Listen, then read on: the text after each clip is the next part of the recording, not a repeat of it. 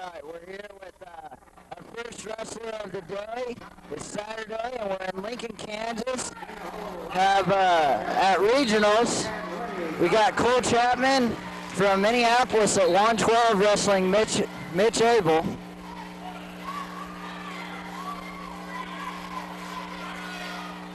We're on the winner's side of the bracket so far.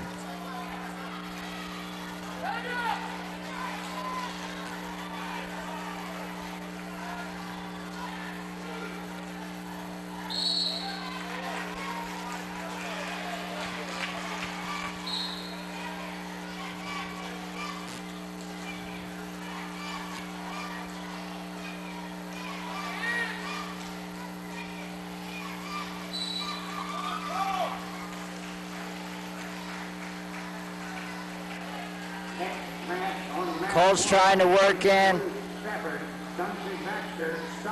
some setup so he can get a shot. Mitch Abel's being more aggressive this match so far.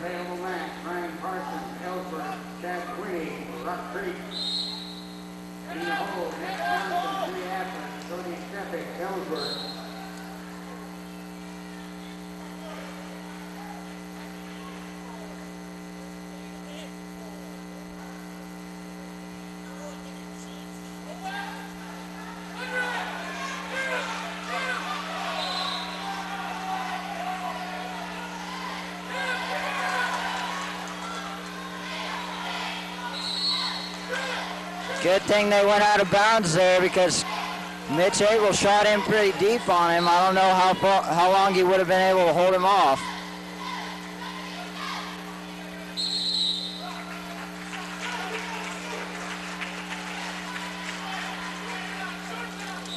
I know for a fact this Lincoln kid used to be at 119, so he's a real big 112 pounder.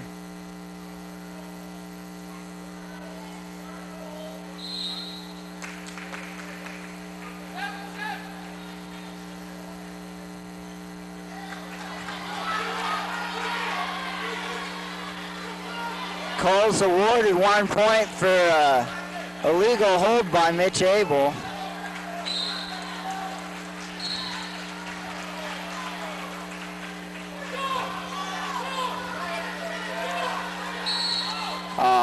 And he doesn't score in time. That's in the first period.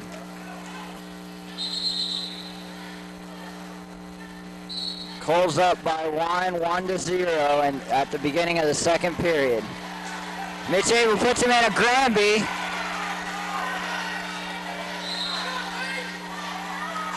Cole's fighting it off pretty well though. That way Mitch only gets 2 points for the takedown instead of 5 total or 4 total. Cole gets the reversal there, so he's up 3. No, my bad. They gave Mitch Abel 2 points, I guess back points maybe.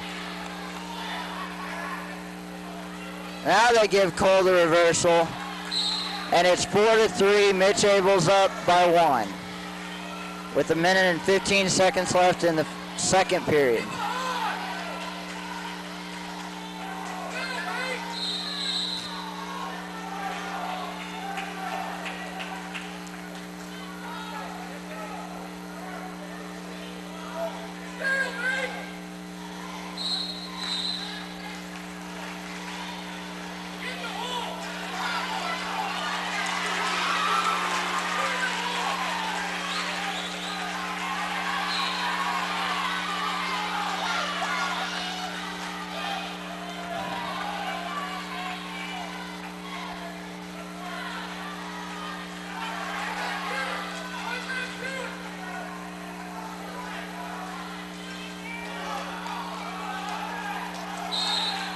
Cole's trying to break him down, but Mitch is really giving him a fight here.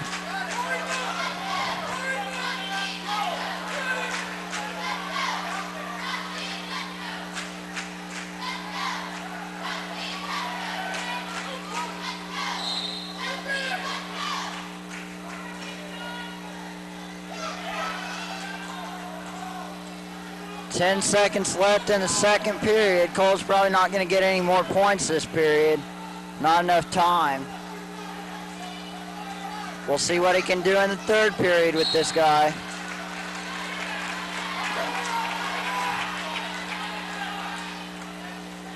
Cole picks down.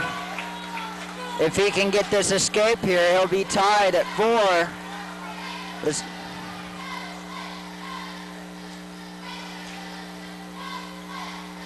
Mitch Abel gets a caution.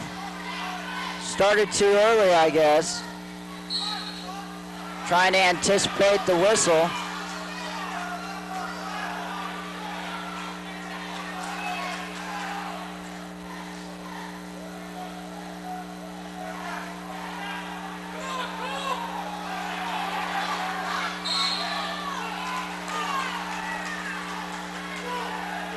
Cole really needs an escape or a reversal here so he can get tied or ahead.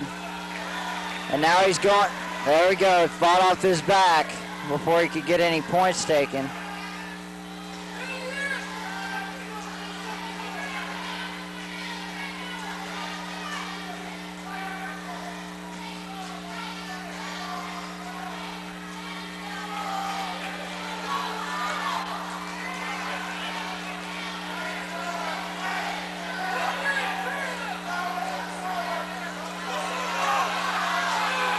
Cole's trying to get away here.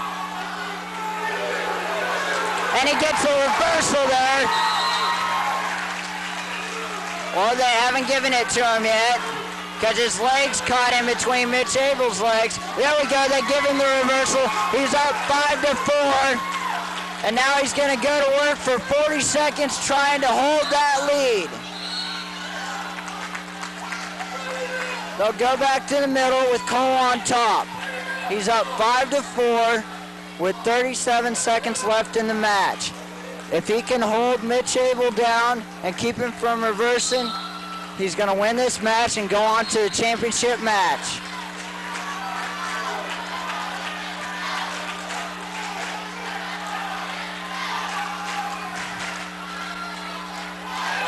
Armbar, barbed wire, he's trying to turn him, he gets him turned, he gets him turned.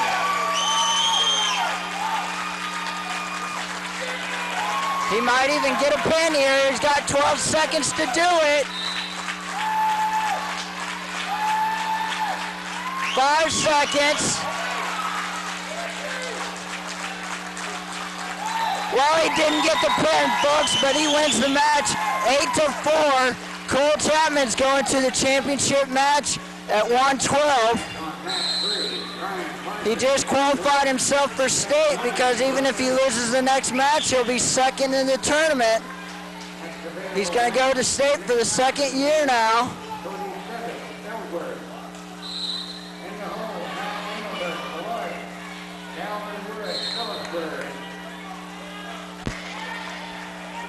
All right, we're here still in the semifinals here. On the winner's side of the bracket, Nick Johnson at 125 is wrestling an Ellsworth kid.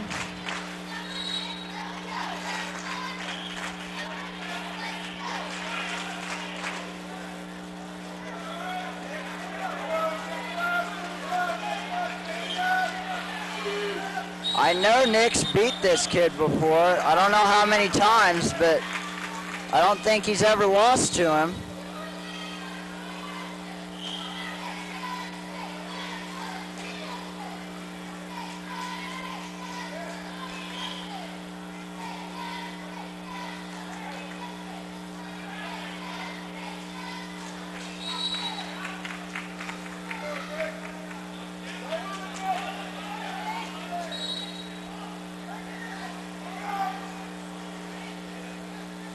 And Nick gets a takedown there. Oh, they haven't awarded him the points yet. There we go. And the guy goes to his back.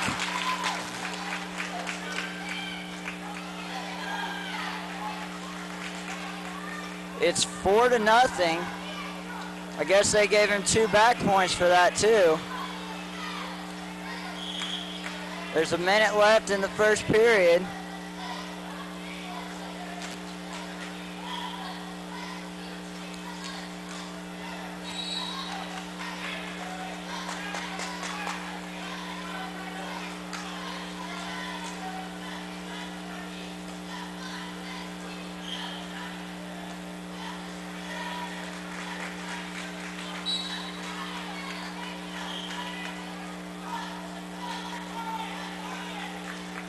Nick gets him on his back.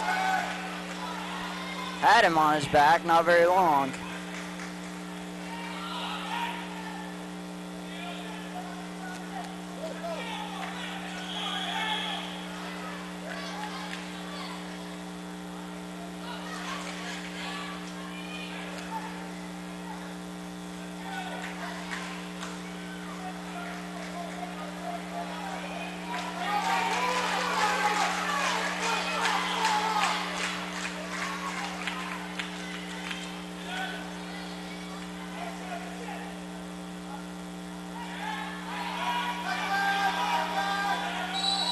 This period's ended with Nick up 6-0. They give Nick the choice. He defers to the third period, and the Ellsworth kid picks down.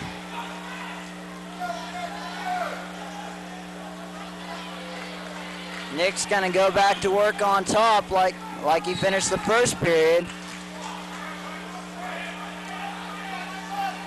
Nick's just too aggressive for this kid. This kid doesn't have enough time to do anything.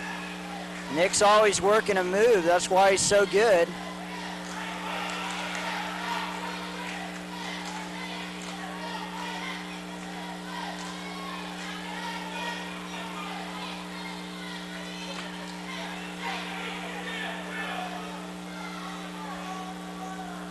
Whenever you wrestle Nick Johnson, you're just constantly on the defensive. You don't have any time to go offensive. He got second at state last year as a sophomore. I'm sure he's hoping for first this year.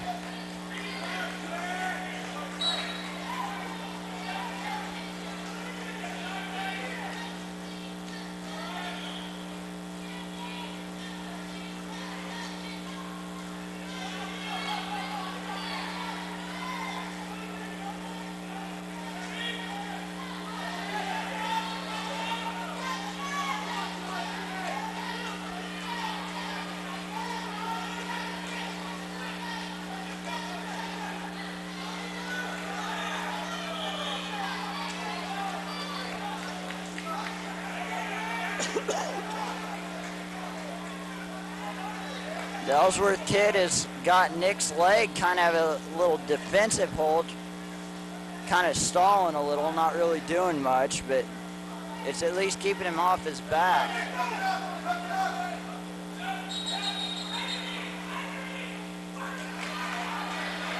The referee stops the match so the Ellsworth kid can put his headgear back up. 30 seconds left in the second period. Nick Johnson is still up 6-0.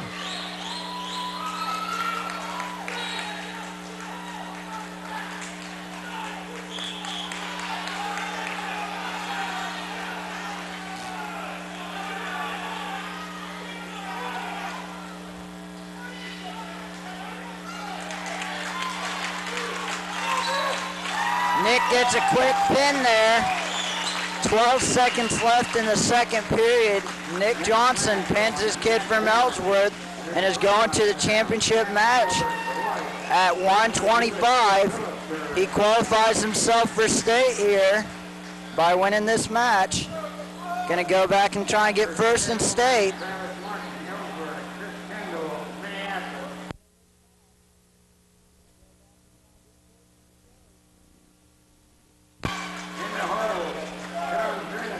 We're here in the semifinals.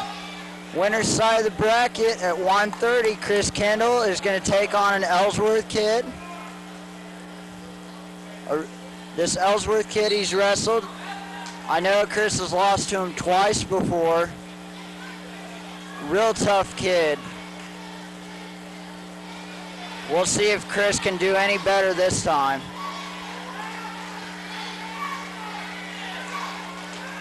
Ellsworth gets a takedown. Chris is really fighting though, trying to get away now. Chris is down by 2.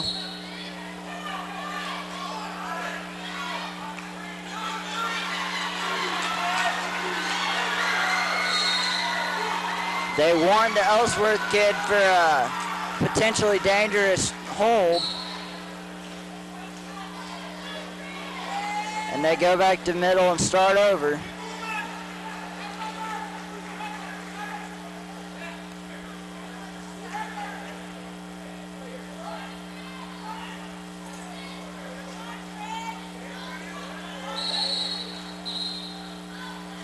They stop him again for potentially dangerous hold.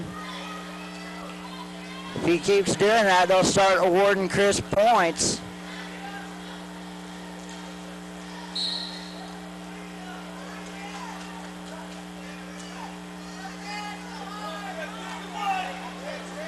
Chris is going to escape here. He gets his one. A minute left in the first period. Chris is down 2-1.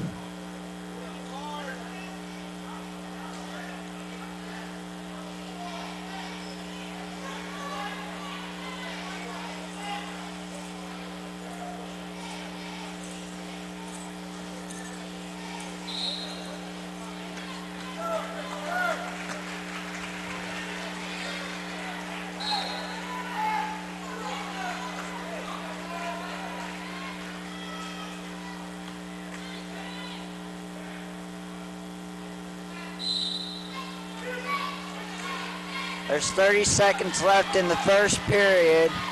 Chris is down 2-1 to the guy from Ellsworth.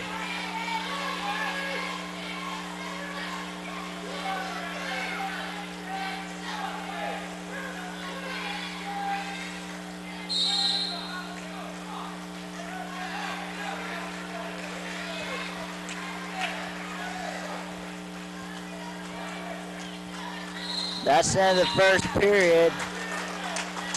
Chris is down, and I believe they picked, Ellsworth kid picks to defer to the third period, and Chris picks down. Gonna try and get another escape here. That'd tie it up.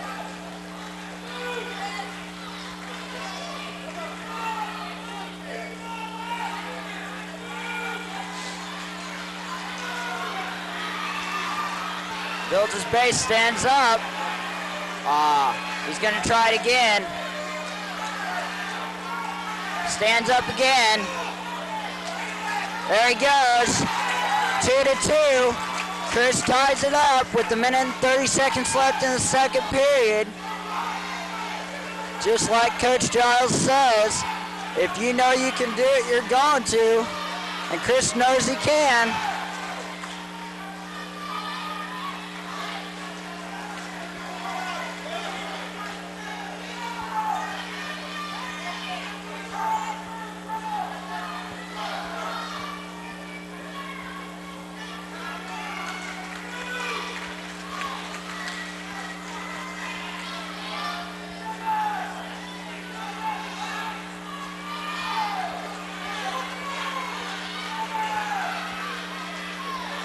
Chris shoots and stands up because he didn't get in deep.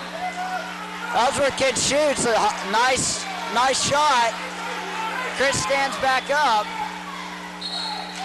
Saves himself from getting another takedown on him. Good job, Chris. 30 seconds left in the second period.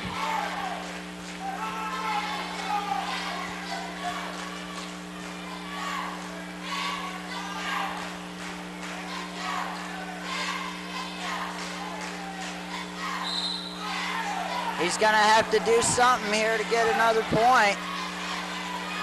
He needs a takedown. Ellsworth kid's trying to take him down right now, and he does, but they don't give him the points yet. Oh, there they do, right before the buzzer. They give him 2 for that takedown. And now they're going to call blood time. Chris is bleeding, I guess. Giles is trying to argue with the referees about that takedown call, but I don't think he might get somewhere. Looked to me like it was a takedown. But I don't know. I'm not the referee and I'm not Coach Giles, so we'll see. If the call stands, the score will be 4-2. Chris Kendall will be down by 2 going into the third period.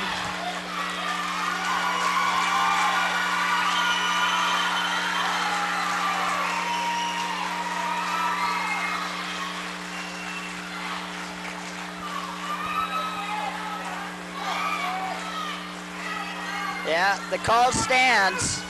Ellsworth's down. Chris is down by 2. He's going to try and get some back points here. That's all he can do. And the Ellsworth kid gets a reversal. It's 6-2 now. 1:45 to go. Chris needs to peel that half. Good job. Oh no, he's chinning him down. Chris needs to get up or do a reversal or something. He's trying for a reversal. Now he's standing up, gets his one. 6-3. He needs a takedown and some back points to win this match. He's got 1:15 to do it. He's well within reach of it.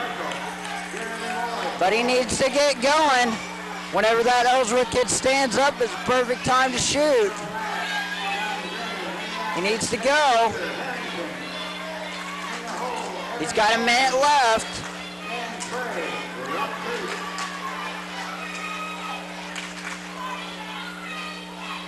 If Chris doesn't win this match, he'll go to the backside and have to win another match before he qualifies for state. It's 8-3 now. Chris is down by 5. Chris is a sophomore. He stands up again, 8-4.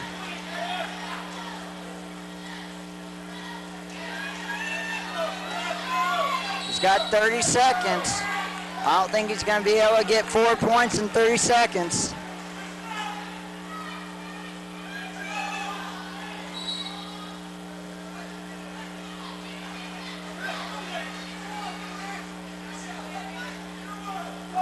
"12 seconds left. Chris is going to have to go through the backside to qualify for state. They go out of bounds with 8 seconds left.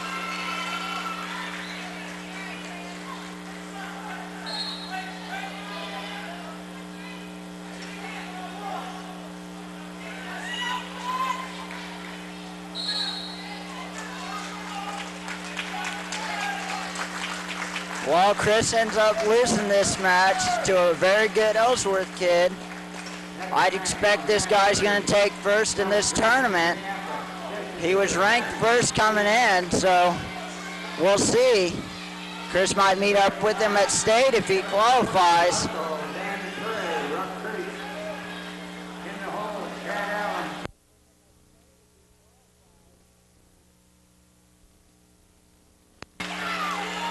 Now we're going at the 135 weight bracket with Sean Drennan, another sophomore. Sean Drennan got 4th at state last year, wrestling a Harrington kid. Harrington shoots in, deep shot. Oh, but, Sean turns him. The Harrington kid's hurt. I don't know what happened. Must have landed wrong on that arm. Sean's over there praying right now.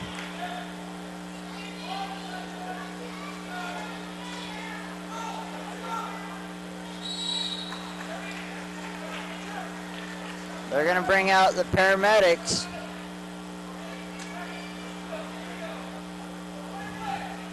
Doesn't look like this guy's going to get up and wrestle again today, so Sean's going to win this match by default.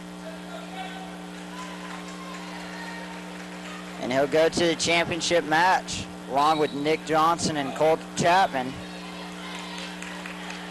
Qualifies for state for the second time.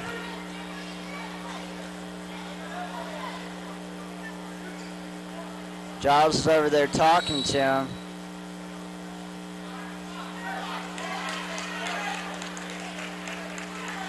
Yeah, they're just going to raise his hand right now. He's going to win the match here.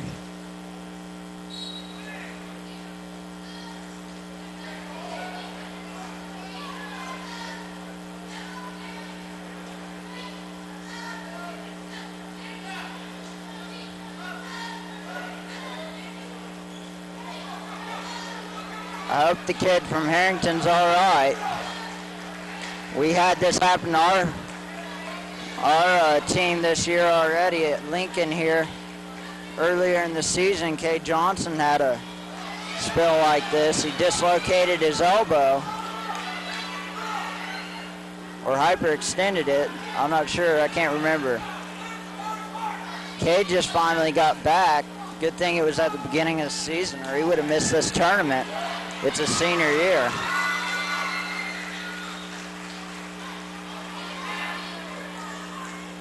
So Sean advances to the championship round here.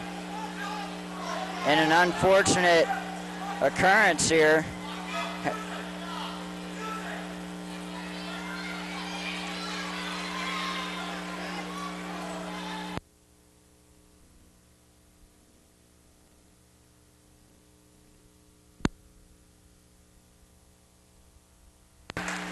I guess it must not have been too bad because he's up and walking and it looks fine to me, but they're going to give Sean the match.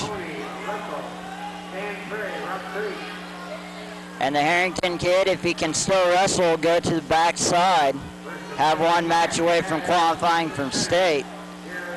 Sean will be in the championship match at 135.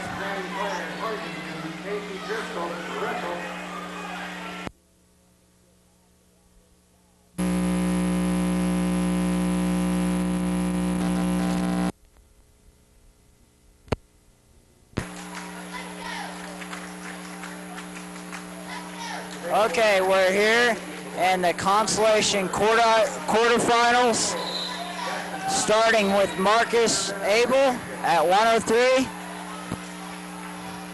wrestling Wrestle Kid.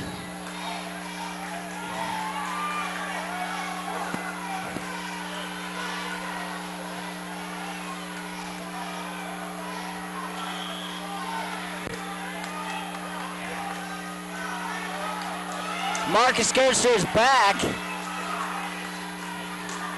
but no points. The Wrestle Kid gets a takedown there. Marcus stands up. He's gonna, no, he didn't get the escape.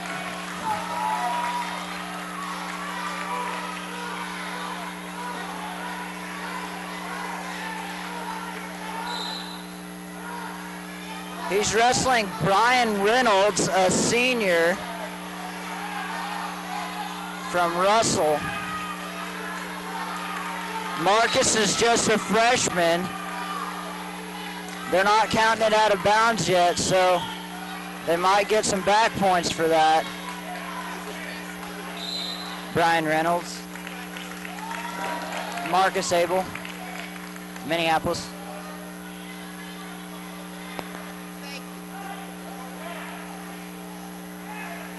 Marcus is taking down for the beginning of the second period. He's down by 2. The score is 2-0. Marcus stands up. He's going to get the escape here. 2-1. Russell's up. Marcus needs to go to work here. He's got to be more aggressive or he's going to get taken down again.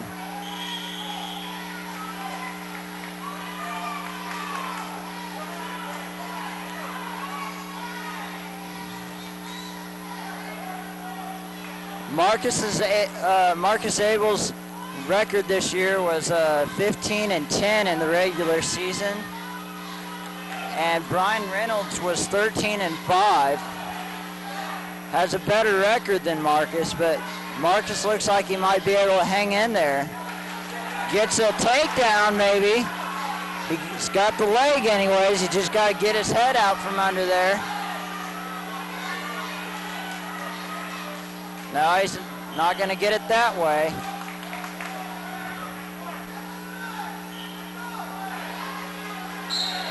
Ah.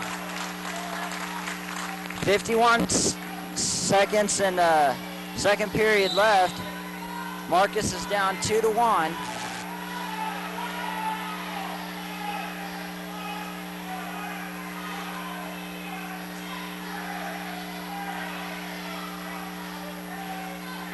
Marcus shoots in, he's in deep. He needs to get up and pull that out before it. He let go of the leg part with one hand. That's not good. Reynolds from Russell gets a takedown, and Marcus is going to get another escape. It's 4-2. 15 seconds left in the second period. Marcus shoots in. He's in deep on a double. He's going to get a takedown here. He gets the takedown.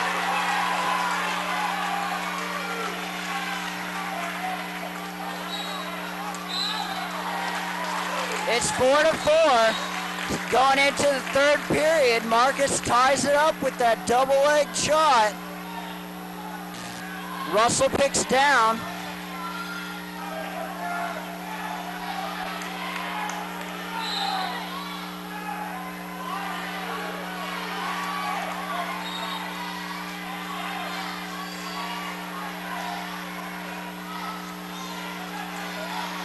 Marcus is going to have to turn him if he wants to win this match in this period. It's going to be tough for him. That Russell kid looks pretty strong to me. Oh, and he gets him turned. He's getting back points here. He's going to get 3 of them.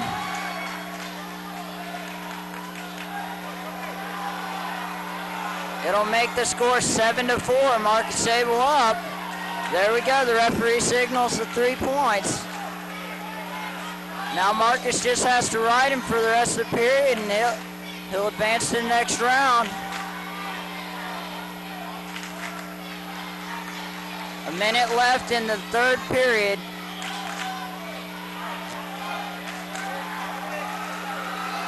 Marcus turns him again. He's gonna get some more back points.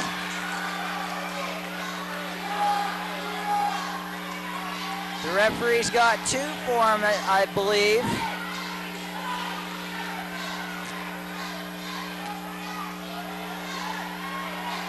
It'll make the score 9-4.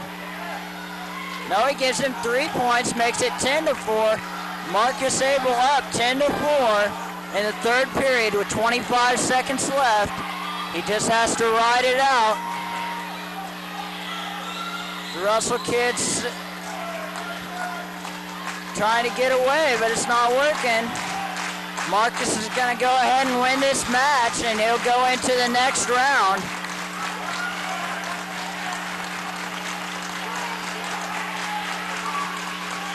There's the end of the third period right there, folks. Marcus Abel wins the match 10-4 at 103. He advances to the consolation semifinals, where he will meet up with A.J. Hickman from Lincoln. And if he beats A.J. Hickman next round, he's going to qualify for state and be going for 3rd and 4th in the tournament. Okay, we're here with 119 weight bracket. Trevor Lambert wrestling Phillipsburg kid.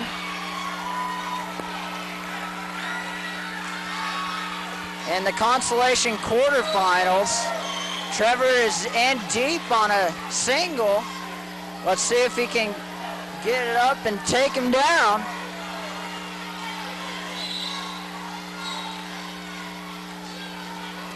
Guy's name from Phillipsburg is Breon.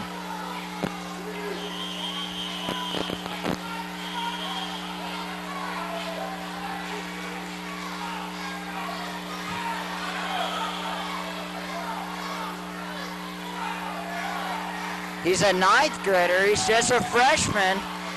Trevor Lambert's a sophomore.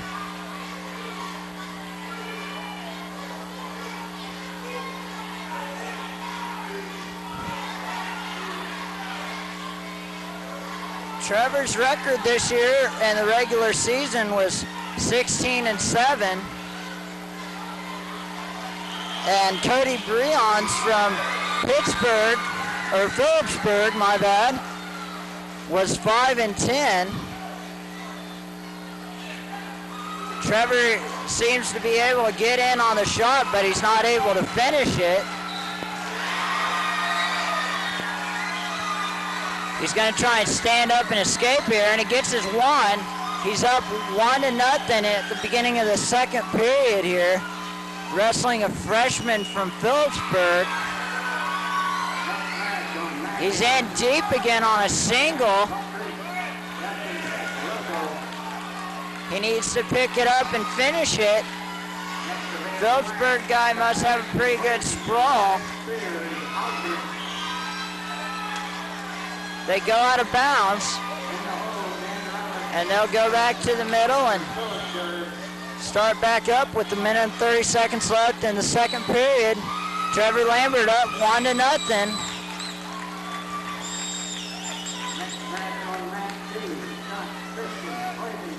The Phillipsburg kid isn't very aggressive this match. He tried a shot there, but that's the first one he's taken. There goes Lambert again, in on a double. He's not going to get that one. Goes out of bounds with 1 minute and 2 seconds left in the second period. Lambert's still up 1-0. Lambert's working on his setups. Phillipsburg shoots. And he's about got the takedown. Lambert's circling real well though. Now Lambert's got a leg. Lambert defended that shot quite well, I think. He started off pretty bad, but he circled enough, and he might get his takedown here. He's got a single leg right now.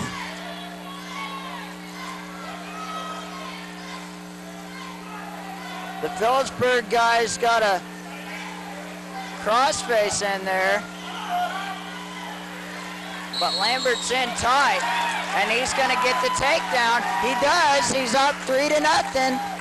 And the second period's got 5 seconds left in it, and Lambert is just going to wait it out. 3-0, start of the third period. I believe the Phillipsburg kid will go down. Yes, he does. He'll try to get his points back and see if he can do something against Lambert. The referee cautions Lambert for the stance he was in.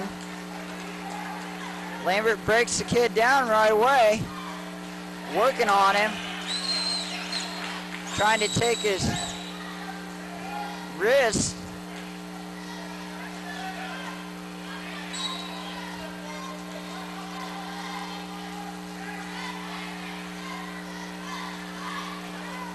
Lambert's got the Phillipsburg kid's wrist in his crotch.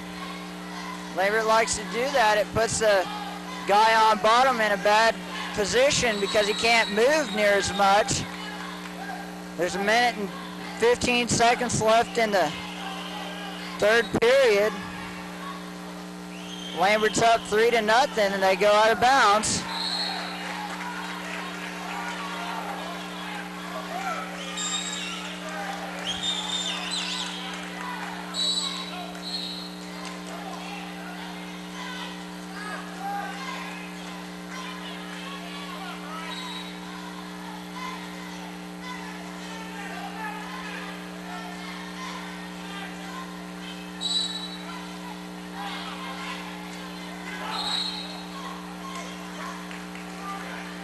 Phillipsburg's trying to get away, get an escape, but it's not going to work because he's got his hand in his crotch.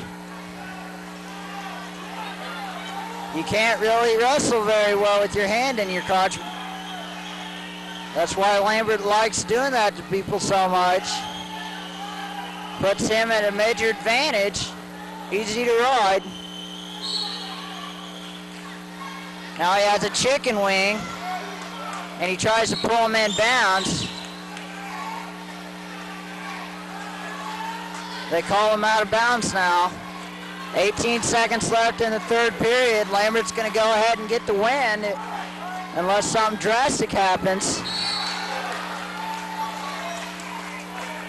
Lambert covers. Not 8 seconds left. Lambert's going to get the win here and go into the consolation semifinals.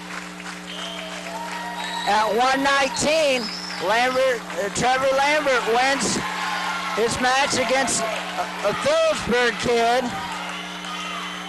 In the consolation quarterfinals, goes into consolation semifinals. He's one win away from qualifying for state, along with most of his other teammates. Nobody's been eliminated yet.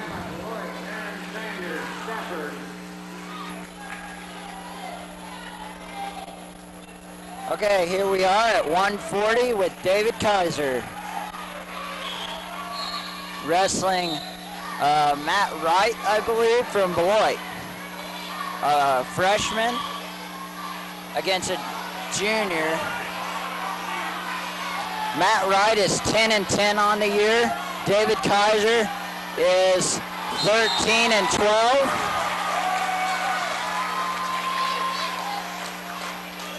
If I remember right, David beat this guy just last Saturday.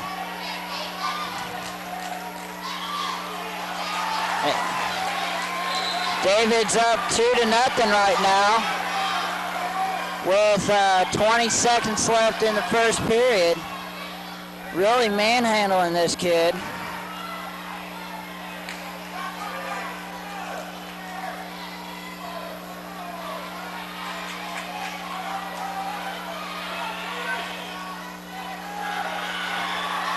Here's the end of the first period right now. And David's up 2-0. David defers. The Beloit kid picks neutral to start the second period. Let's see if David can take him down again.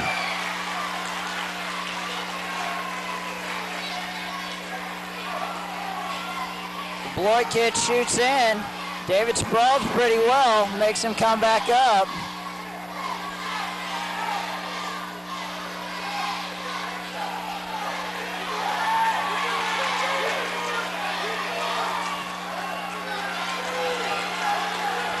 David's gonna get another takedown here if he can get around.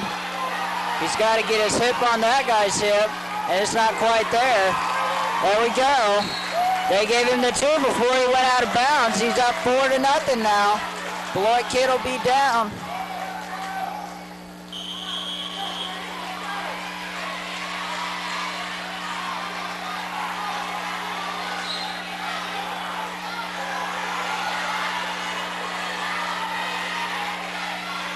A minute and 13 seconds left in the second period. The Beloit kid gets a Granby. David's on his back. He's fighting out of it though, I think. There we go.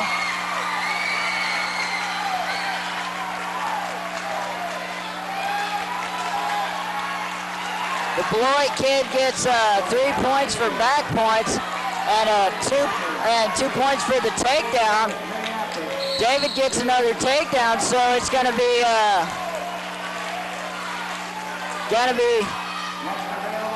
6-5, David.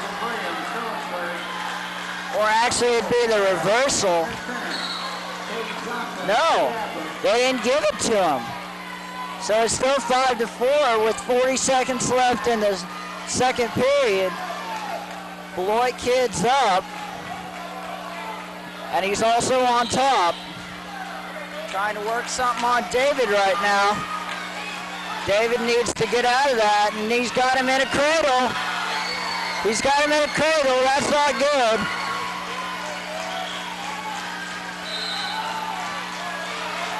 David's back on his back again.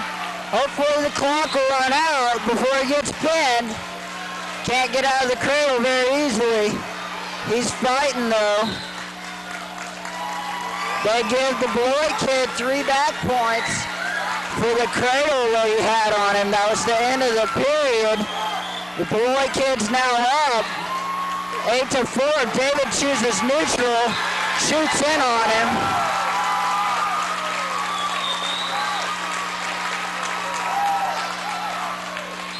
Jake Goat just won over on the other mat there.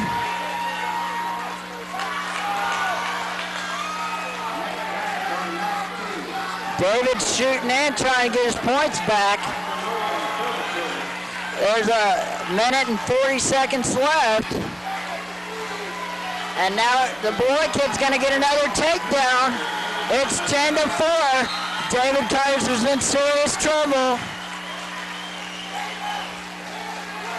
There's a possibility that he might get eliminated here in this match. He's got a minute and 30 seconds to get 6 points to tie it up, 7 to win. He really needs an escape or a reversal here. And he goes back to his back again almost. There it is, they're counting back points again. Minute and 15 seconds left.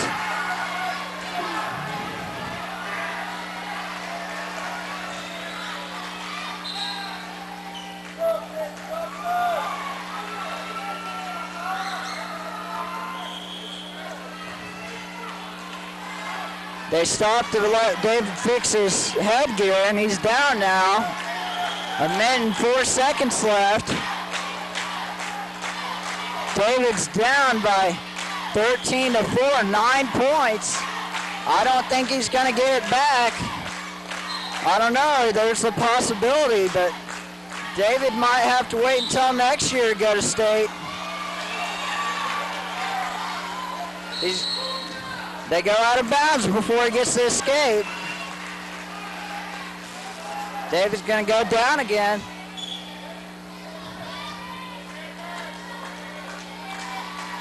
Now again, he is just a junior, so he's still got a chance to go to state next year.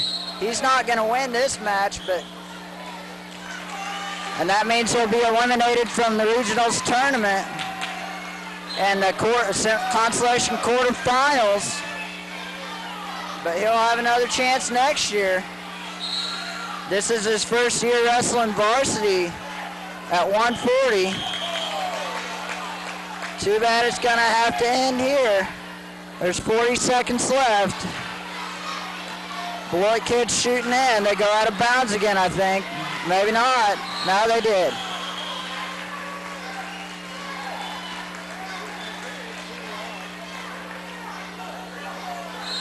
David's down 13-5. 8 points is a lot to get in 30 seconds. Bloit kid gets another takedown, makes it 15-5.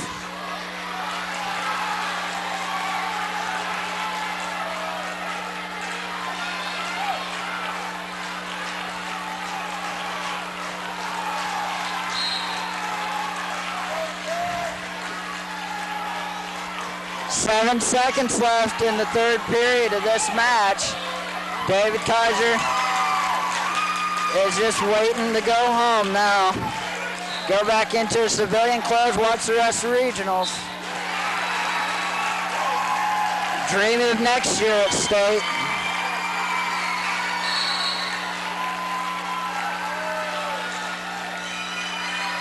He's a hard wrestler, David Kaiser is. Works real hard. Even though he's not going to state, I guarantee you he helped a lot of the people they're going to, like Nick Johnson and Sean Drennan.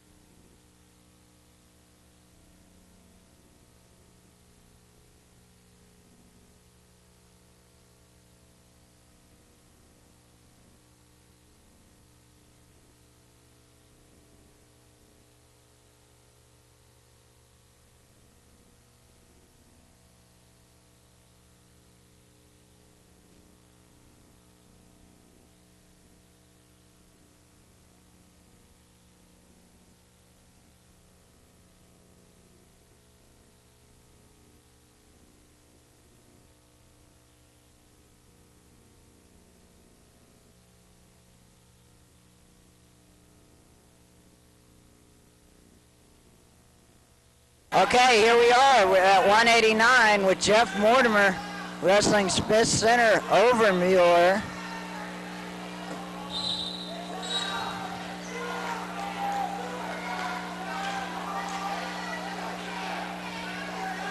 And the consolation quarterfinals. Mortimer's trying to stay in the tournament so he can qualify for the state one.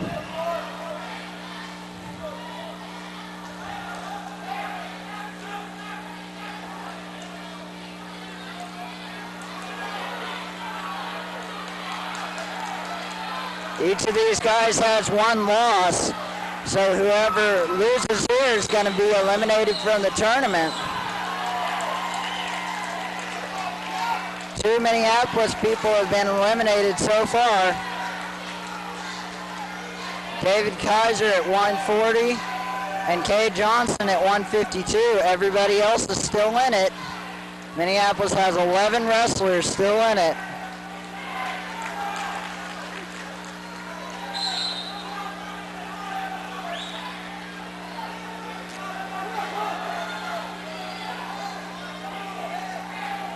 Cole Chapman at 112 is going to be wrestling for the championship match today, later on.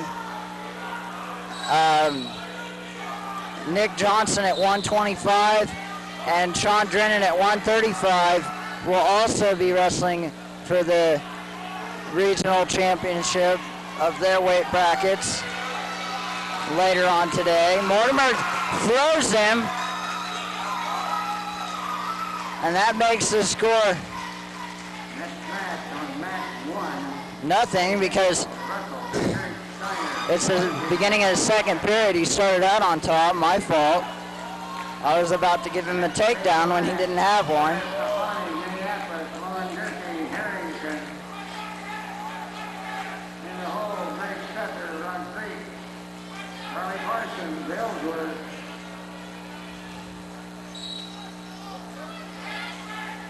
Trying to throw him again. The Smith Center guy tries a standing switch and doesn't get it. They go out of bounds before he can. He's going to be down again with 1 minute and 8 seconds left in the second period. Jeff Mortimer is tied with this guy from Smith Center, 0-0.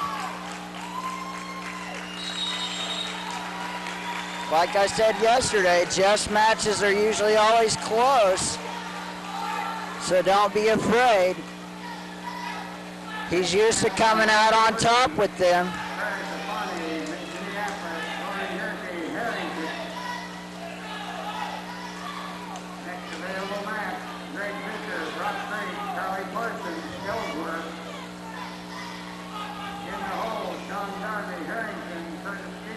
Minneapolis.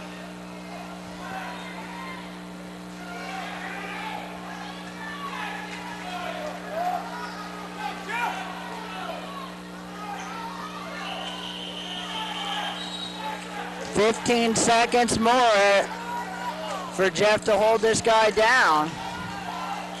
Trying to put him on his back, but nothing doing. Here's the end of the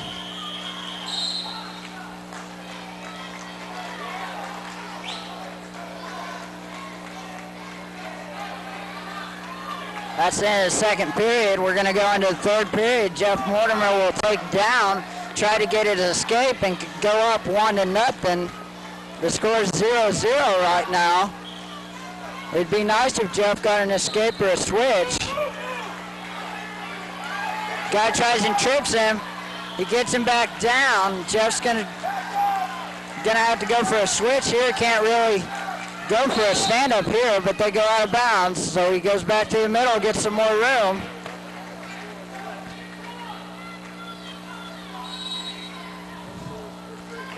Again, the score still tied, 0-0. Jeff Mortimer is wrestling a guy from Smith Center at 189.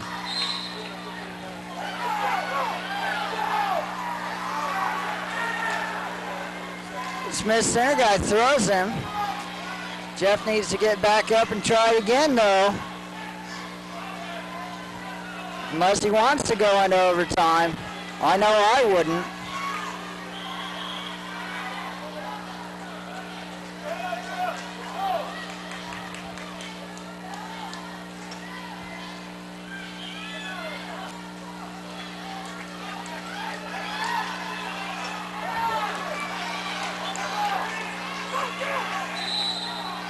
And he tries to go for a switch there, but he goes out of bounds first.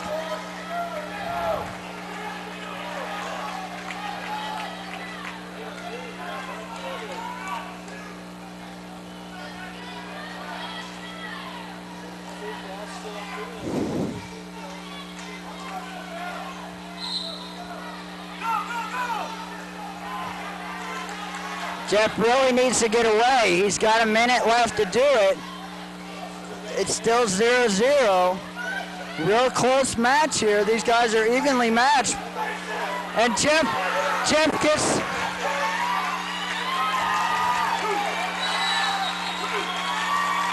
his takedown. He gets a reversal with 40 seconds left in the third period. Jeff just has to ride him till the end. 30 seconds left. The guy from Smith Center's really stalling here, I believe. He's not doing much.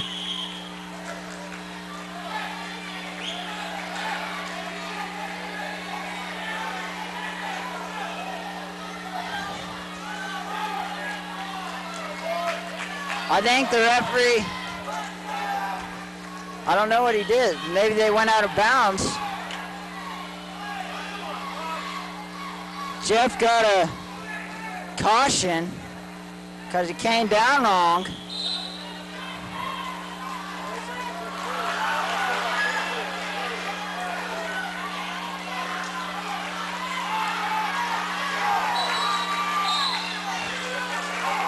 The Smith Center kid gets a reversal, and it's tied 2-2 with 11.8 seconds to go in the match.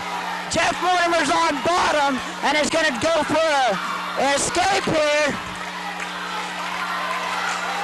Jeff needs a point to win it. That's all he needs. And he's going for a switch. 7 seconds. He's not going to... There's the end of the match, or end of the third period. They're going to go into overtime, 2-2. Jeff Mortimer's gone into overtime with the Smith Center kid, and they're going to start out neutral. Let's see who can get the first takedown.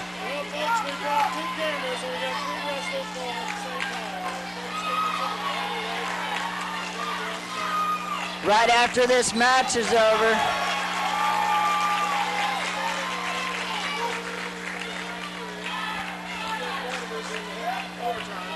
Curtis isn't up yet. Jeff's still working. Remember, this is overtime. Whoever scores first wins this match and advances to the consolation semifinals.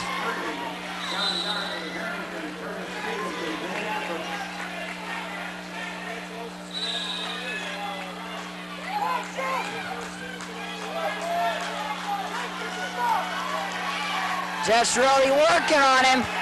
Come on, Jeff!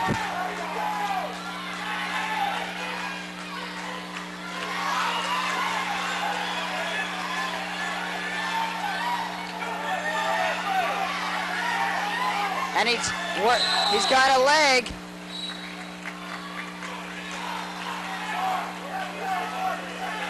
A potentially dangerous hold on Overmuller from Smith Center. 45 seconds left in the overtime period. They might go into the sudden death overtime into a fifth period. These guys got to be getting tired. Somebody's got to score here quick. Come on, Jeff.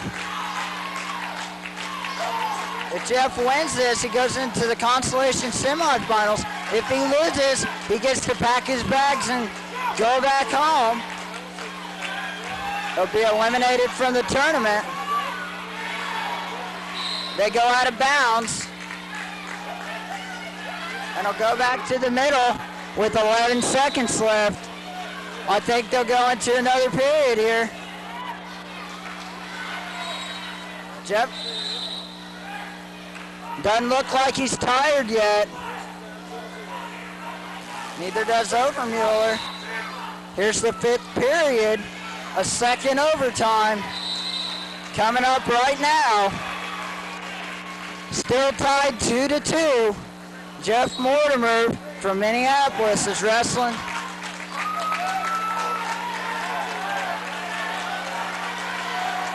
Is wrestling Overmuller from Smith Center. Jeff picks bottom, and all he needs is 1 point to win. He could get an escape here. Now something's happening. Somebody's arguing or something. Oh, he has 30 seconds to score. If he doesn't score in the 30 seconds, I believe that the Smith Center guy wins, because Jeff picked bottom. The Smith Center guy's got to hold him down for 30 seconds, and Jeff's got to escape or switch within 30 seconds. Come on, Jeff. Let's go, Jeff.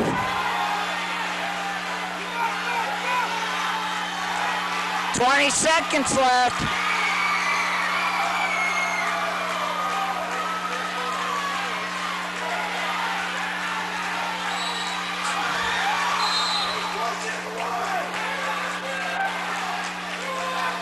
Our crowd's really tense right now.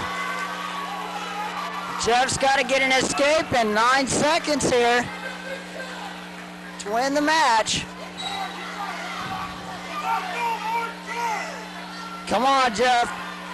Explode out of there. Explode.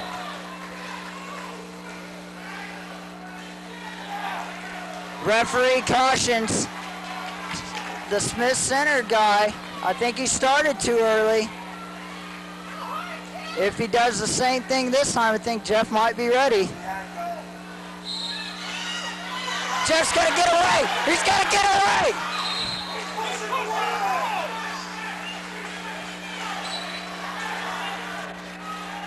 Four seconds left. Jeff's still on bottom. It's still tied 2-2.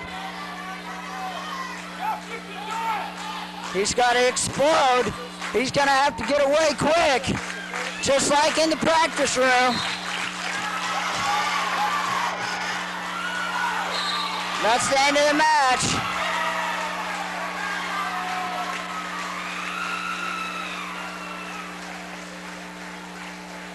I believe Overmuller is going to get the win here because he held Jeff down for the 30 seconds in double overtime. And yes, he does. Jeff's eliminated from the tournament. He's a junior. He still has another year to go to state. But it's a real big disappointment. He wrestled so hard.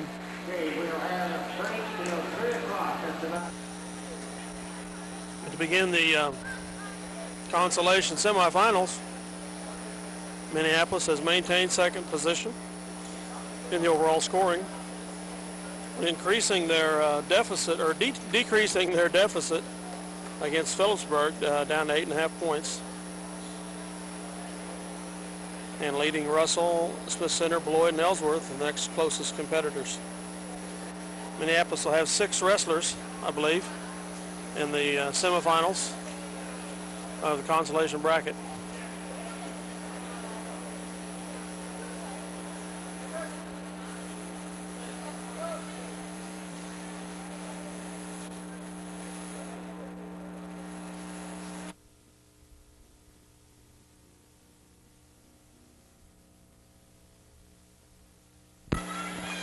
Marcus Abel will be wrestling the kid from Lincoln in this semifinal round of the consolation.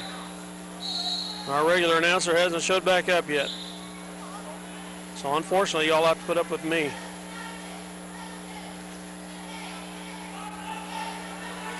I'll try to keep the camera on him and point out the score, and that's about all I know in wrestling.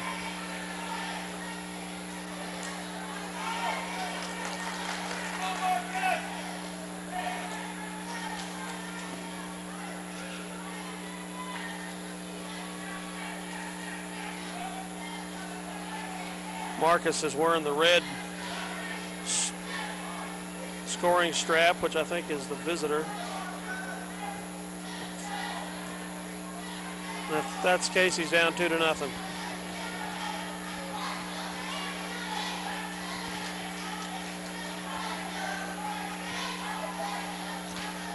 The first period's coming to a close.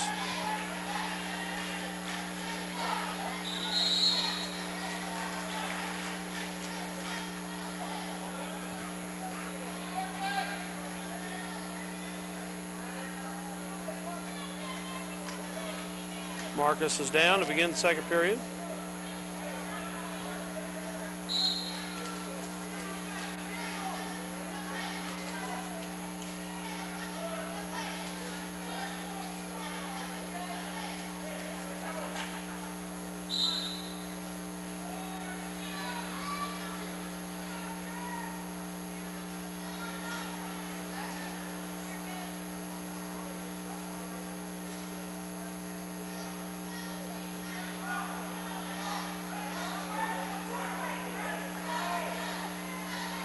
Marcus has an escape.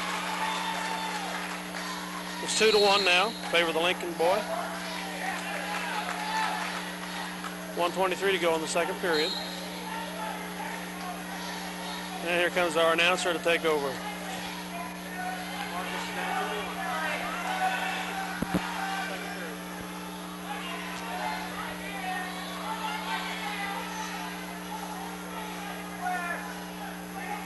Okay, here at 103, Marcus Abel is wrestling A.J. Hickman. With 1 minute left in the second period, he's down, tied it right there. No, he'd already gotten, wow. 4-1 now. A.J. Hickman's up on Marcus Abel. Marcus has to win this to go to state. If he doesn't win this, he's eliminated from the tournament. They're going to give A.J. Hickman 3 more back points for that, which makes it 7-1. 20 seconds left in the second period.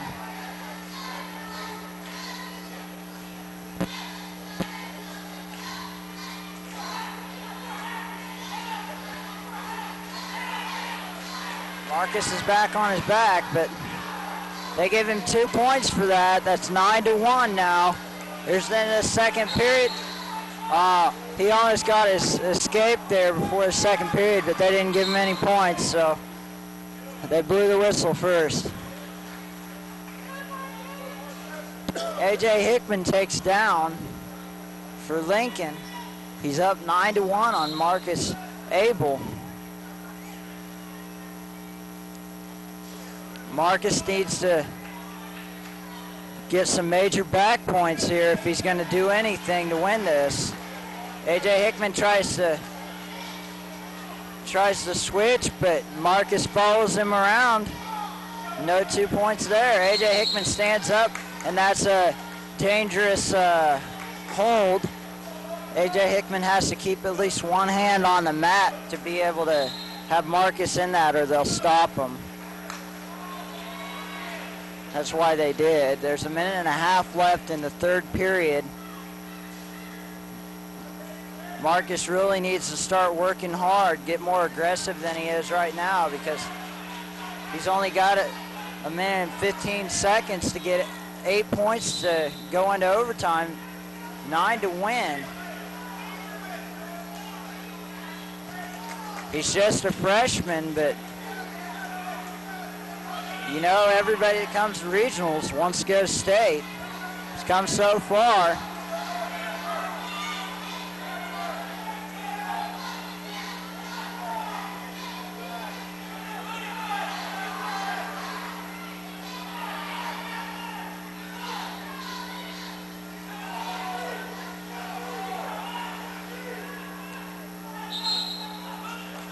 Referee calls a stalemate, and they'll go back to the middle and restart with 39 seconds left on the clock. Marcus is going to end up losing this match unless somehow he gets a pin or something, but he sure has wrestled hard this year, and It's a shame he can't go to the state tournament, but he just hasn't made it. He's got 3 more years after this to get there, so. Oh, there's a reversal by A.J. Hickman. I believe he's a junior from Lincoln. He's gonna win 11-1 here. It's 5 seconds left. Marcus is gonna be eliminated from the tournament, and A.J. Hickman is now qualified to go to the state tournament. And he'll go to the next round and wrestle for 3rd and 4th. Better luck next year, Marcus.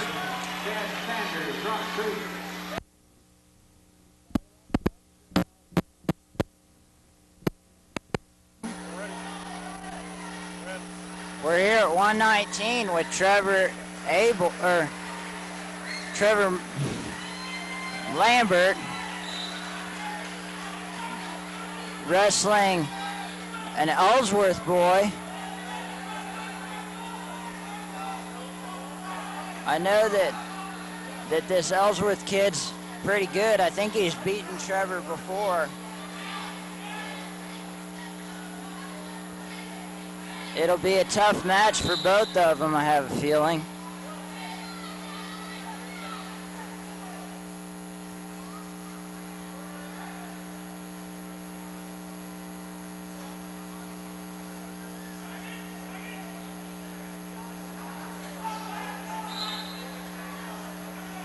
Here's then the first period. Score 0-0.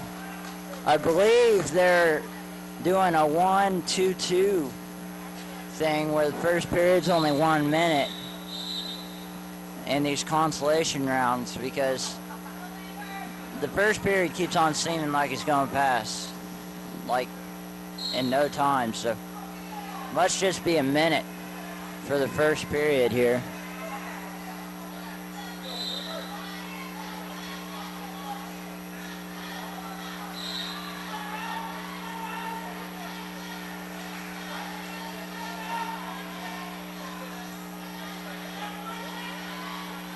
Trevor's making sure he has that left leg hooked around his right leg hooked around the Ellsworth guy's left leg.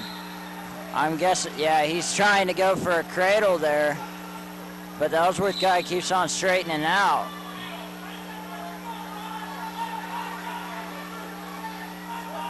Now he gives the Ellsworth guy a reversal, and then he just about gets one, but the Ellsworth guy kicks him over. They call it potentially dangerous hold there, so they're going to start back in the middle with the minute left in the second period. Trevor Lambert's down 2-0 to the Ellsworth boy.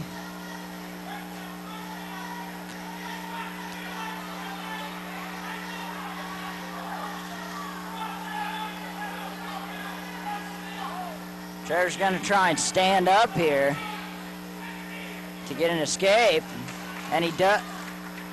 No, he doesn't. Not yet. He's got to get that leg away.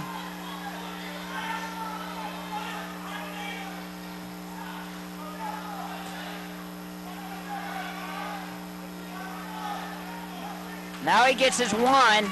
He gets the escape with 30 seconds left in the second period. It's 2-1. Trevor's down by 1. He needs to go around to get his 2. Now he shoots in.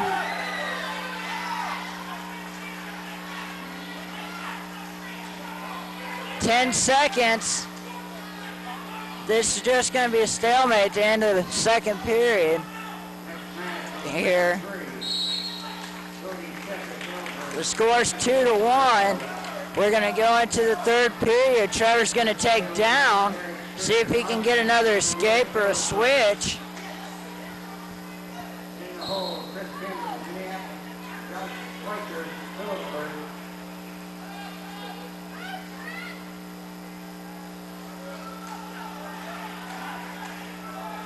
I knew this match would be real tough for both of them.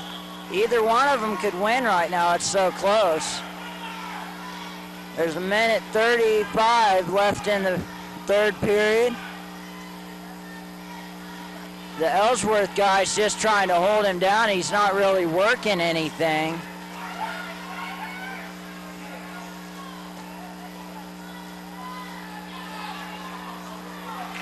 Trevor's just about got chinned down. There's 1:15 left in the third period. The Ellsworth guy has an arm bar, and Trevor's going to try and get a reversal here. Nothing doing yet. He's got 50 seconds. He better get moving if he wants to stay in this tournament. Ellsworth guy's holding him down pretty good, though. He's trying to stand up. He's going to stand up, and he gets his one. He gets his one before he gets pushed out of bounds. 30 seconds left. Trevor Lambert ties it with the stand-up.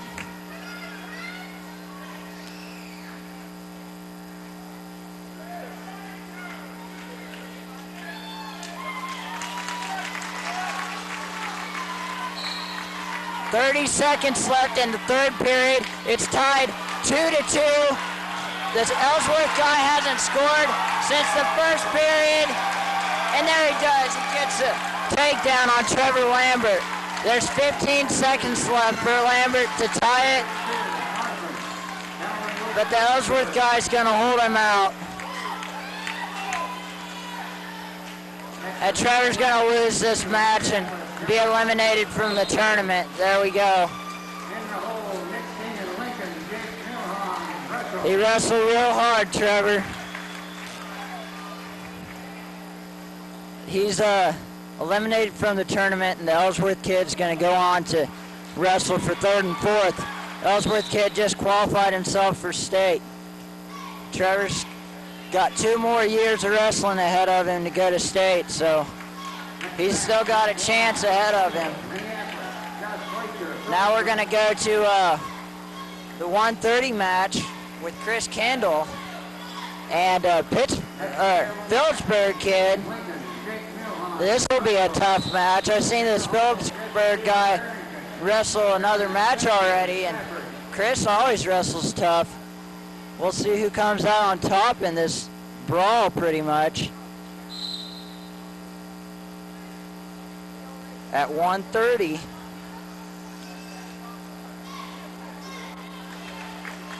Chris Kendall's a sophomore. He won the first 2 rounds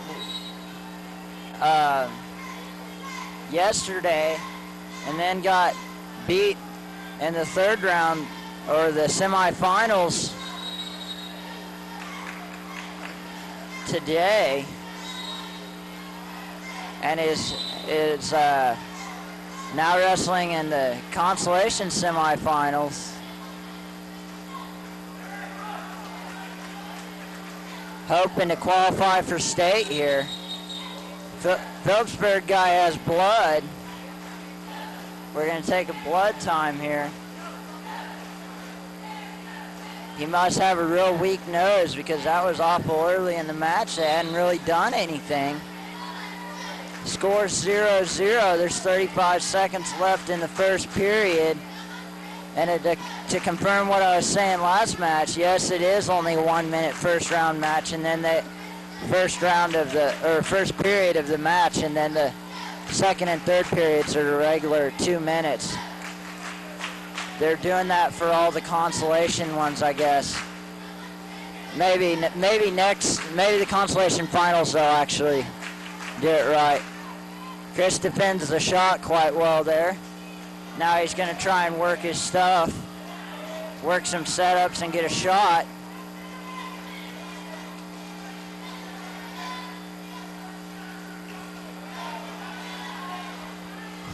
I think they're probably going to end this period before either of them gets any points. Phillipsburg guy shoots again. Chris shoots, gets back up. They're just figuring each other out right now. We'll go into the second period with the score tied at 0. Chris Kendall defers to third period, and the Phillipsburg kid picks down. Let's see if Chris can hold him down. He does there.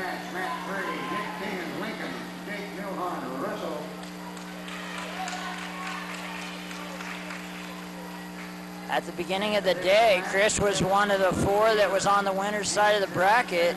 He was the only one that got beat yet today that's on the winner's side of the bracket, so he got taken back to the loser's side. And now he's going to try and work his way back to make it to state. If he wins this round, he will. He'll be wrestling for 3rd and 4th. The top 4 places go to state.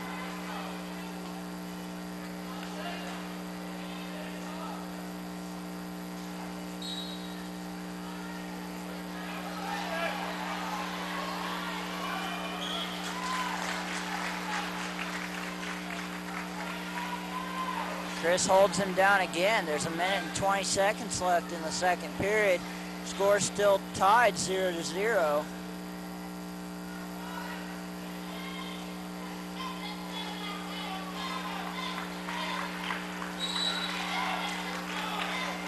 A minute and 5 seconds left in the second period. They'll go back to the middle. See if Chris can hold him down again. He's done a pretty good job so far. But let's see if he can, get him on his back and get some back points or something. It'd be nice to get some points before the third period. Get a little lead.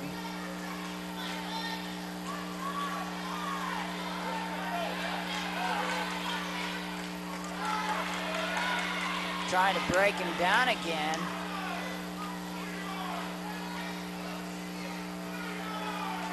30 seconds left in the second period. Score's still tied 0-0. Chris is working his stuff, trying to get him turned.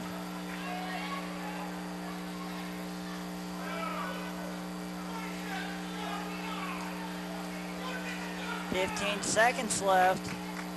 I don't think either of them are going to have any points here either. Oh, and he gets a half in, and he's going to get some points maybe. No, didn't quite get him over. Now he stands up. No, he doesn't get away in time. Good job, Chris. Score still tied 0-0. At the beginning of the third period, Chris will take down. First time he's been down the whole match.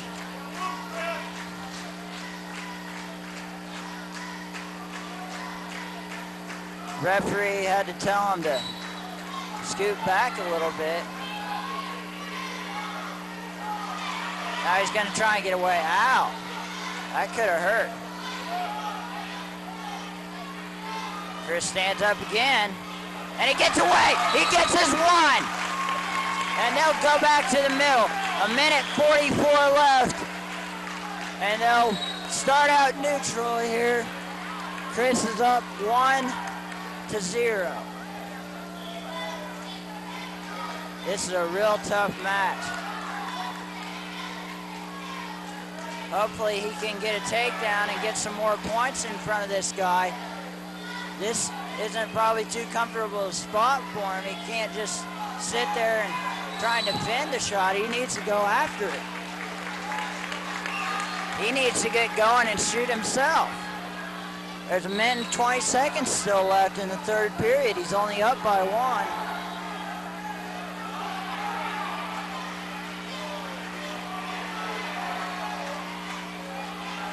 Chris is working some setups. Looking for a good shot. The Phillipsburg kid's not going to get a shot like that. Neither will Chris. They got to go after it, man. They're hesitating. They need to set up their shot better than that, I guess, because then neither of them are getting in there. Oh, the Phillipsburg guy gets in. And he throws Chris to his back. They give him 2. There's 30 seconds left. They're going to count this. He's got 3 back points coming if Chris gets out of it. If he doesn't, he's going to pin him. 20 seconds left. Chris gets out. He's down 5-1. He needs a reversal quick.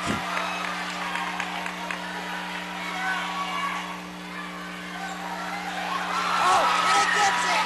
He gets a reversal, but there's not enough time. He's going to lose 5-3. Not enough time. Chris Kendall gets eliminated from the tournament here.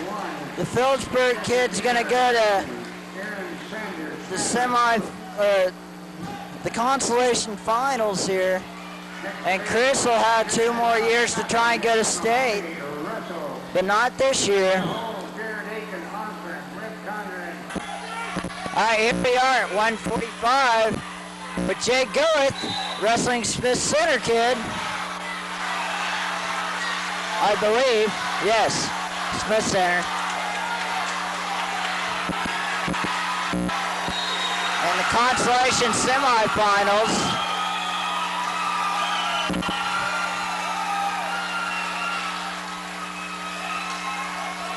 Jake's in on a shot. They go out of bounds.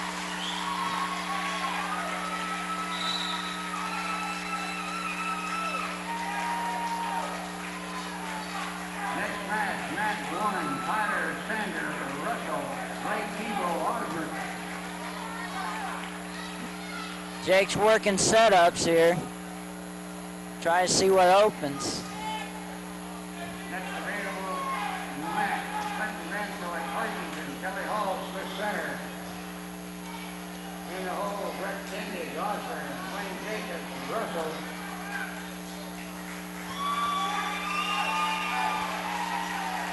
He's wrestling St. Clair from Smith Center.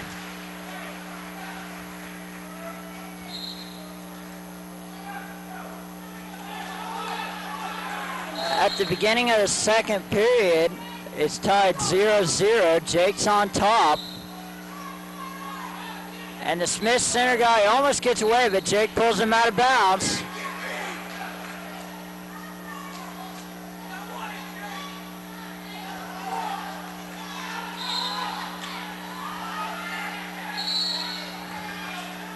Smith Center guy's going for a switch, and Jake's trying to kick him over.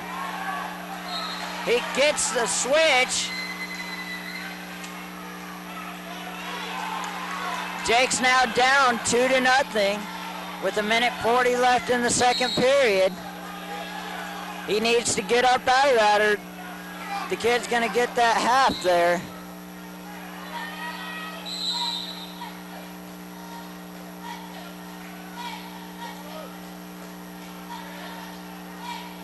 Goeth has blood, obviously. They have blood time here.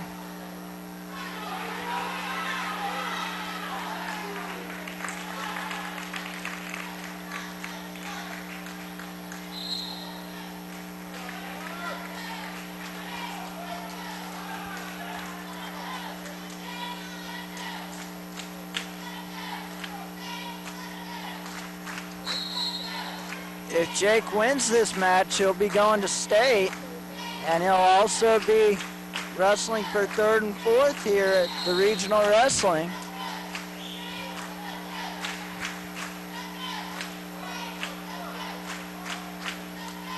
He'll join Cole Chapman and Sean Drennan and Nick Johnson going to state, along with a couple others.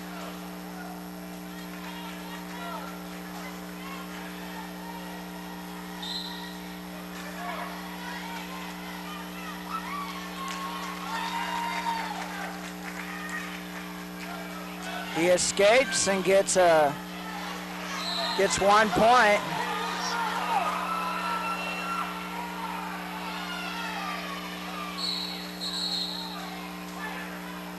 they'd blow the whistle before they were out, and Goeth doesn't stop, they might penalize him for that.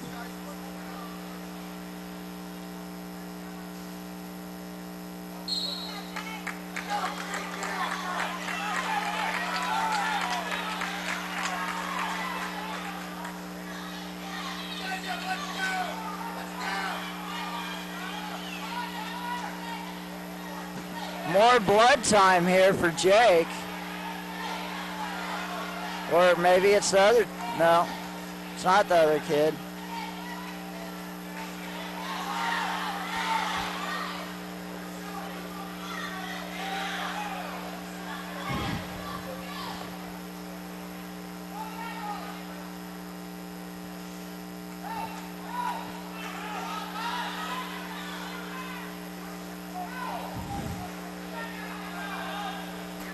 Jake's down 2-1 now with 1:14 left in the second period.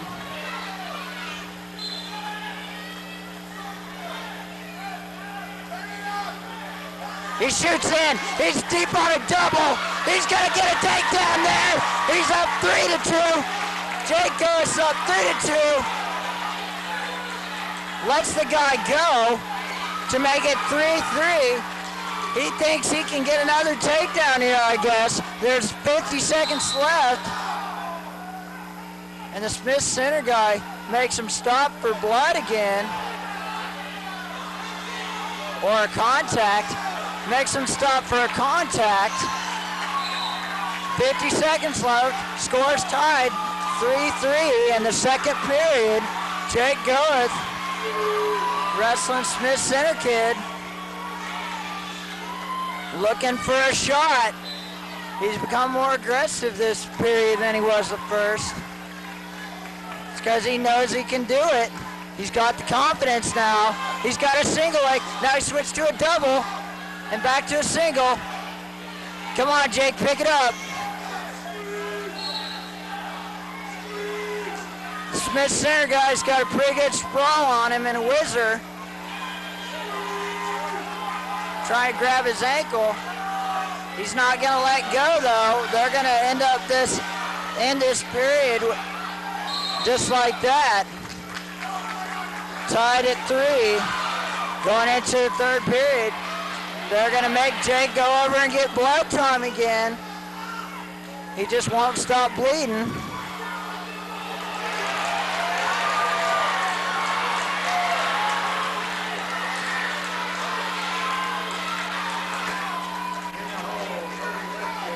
All right, at the start of third period, Jake's tied and he's down. So he has a possibility of getting a switch or a stand-up and take him to the lead.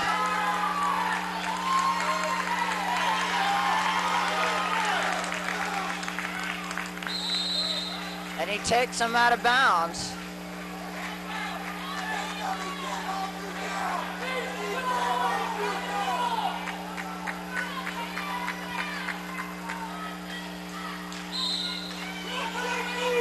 Jake stands up. He gets away. He gets away.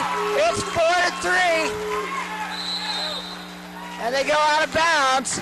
Jake goes up by 1 with 1:34 left to go in the match. Got blood time again. Jake needs to go get wiped off again. His forehead better than fourth.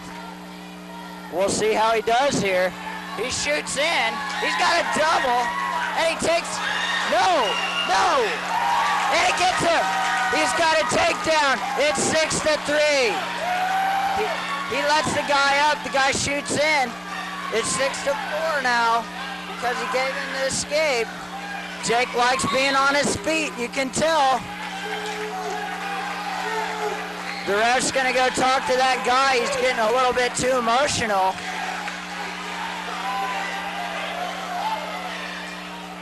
A little bit too emotional. They're gonna try and calm it down here.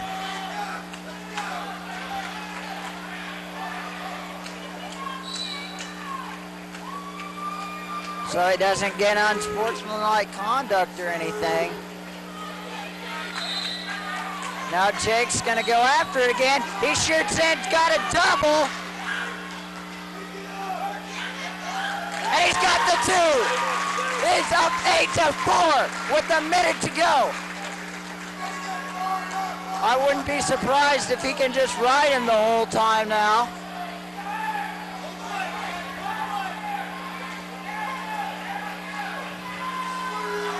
Kid's got his leg now, going for a reversal. Jake's gonna fight it though, but now he gets it. Kid's got 2, 8-6, with 30 seconds left. Jake needs to escape. He needs to get up and escape, so it's 9-6, but it's only 8-6 right now. He needs to get up. Potentially dangerous there on the Smith Center guy. He hit Jake in the back of the head, and they give him 1 point. It's 9-6 now, with 18 seconds left to go. Jake Goetz is gonna win this match, I have a feeling. He's not gonna get turned. This Smith Center guy's getting too emotional. I knew that was coming sometime. Come on, Jake. 6 seconds. 4 seconds. 2 seconds. Match is over. 9-6.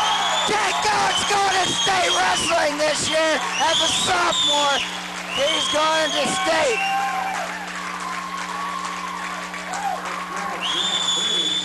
Jake Goetz advances into the consolation finals, and he's real happy. He's going around shaking every referee's hand he can. Coach Giles is real excited too. He's hugging him and everything. Jake Goetz with big surprise here. Now he gets a hug from his girlfriend, Tara Semino. He's going to state, folks.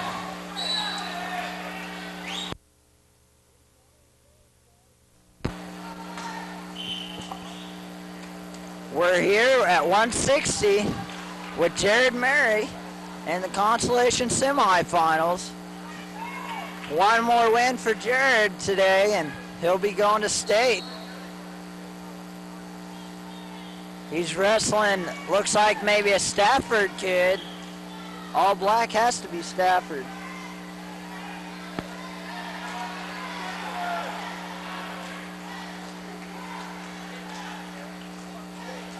He's wrestling Westgate from Rock Creek.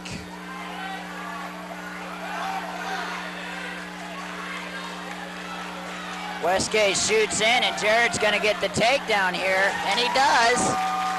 With 20 seconds left in the first period, Jared gets the takedown, 2-0. Now he's just got to hold him down. 11 seconds.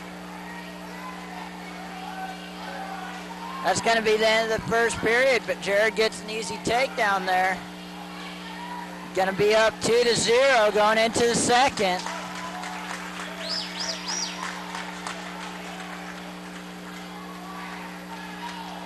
Rock Creek guy defers, and Jared picks down.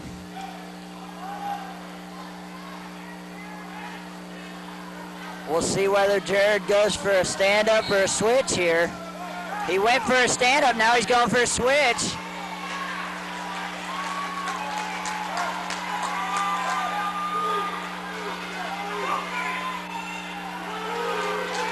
And he gets his 2.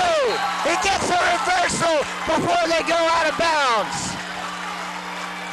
No, they give him the escape first and then the reversal, or then the takedown. So he's up 5-0. Boy, that was weird. But I guess, yeah, they were standing up. So Jared gets an escape and then a takedown to make him 5-0 up on the Rock Creek guy.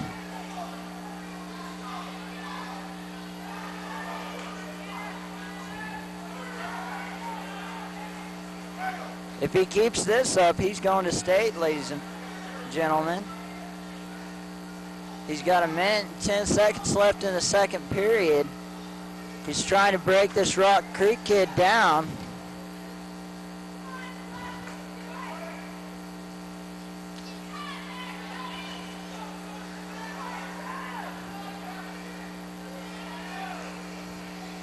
Now he has a 2-on-1 cross wrist ride, holding him down, trying to break him down.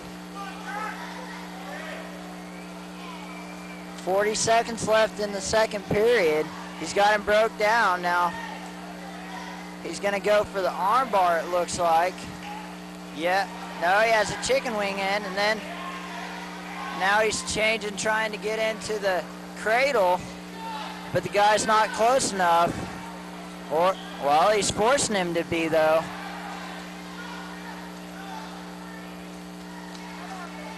He was trying the Hoxie cradle.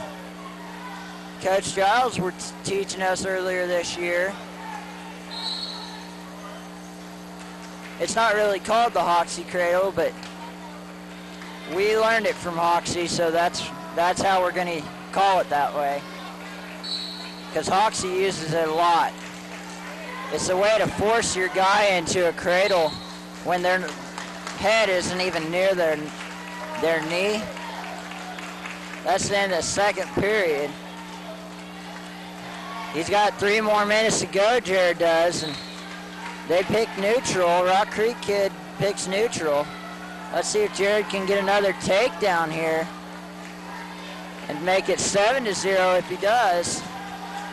But he's only got to hold on to the lead for 1 minute and 45 more seconds, and he's going to state as a junior. It's his first year of varsity experience all year long, and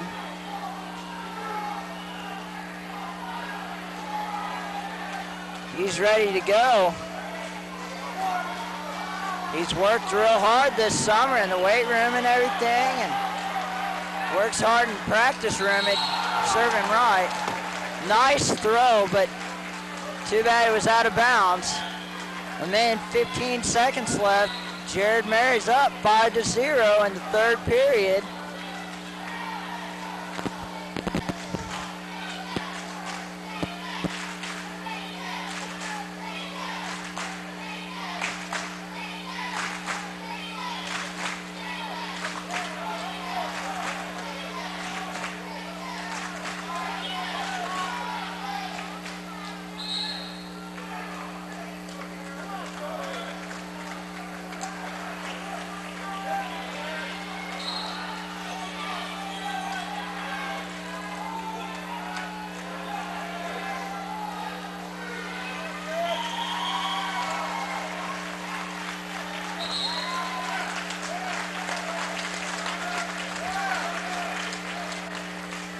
.40 seconds left in the third period here.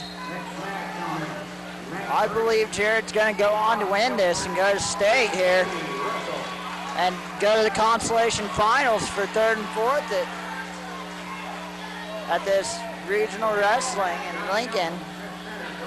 He's only got to hold him for 22 more seconds. Jared sure is watching that clock.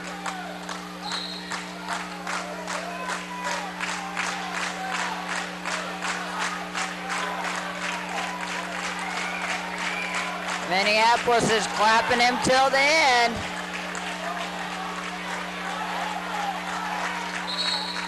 And they go out of bounds with 5 seconds left. 5-1's the score. Jared's gonna win this match. And he does. Jared Mary wins the match. At 160, he's going to the consolation finals, and better yet, going to state wrestling next weekend, starting Friday, along with Jake Goeth and all the other people I've mentioned before. That's available at Mitch Mitchell, Belleville, Luke Patton, Hoytington. Christian, St. John. Okay, we're here at 2:15 with the Frosafani. wrestling somebody E.T. from Smith Center.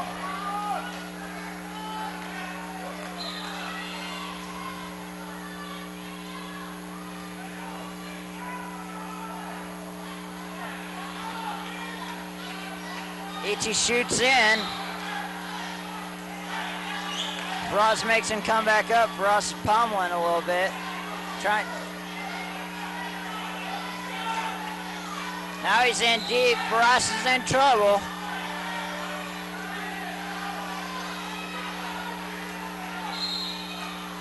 But they're out of bounds. No points awarded. 30 seconds left in the first period. Good thing that out of bounds line was there. Frost might have lost some points there.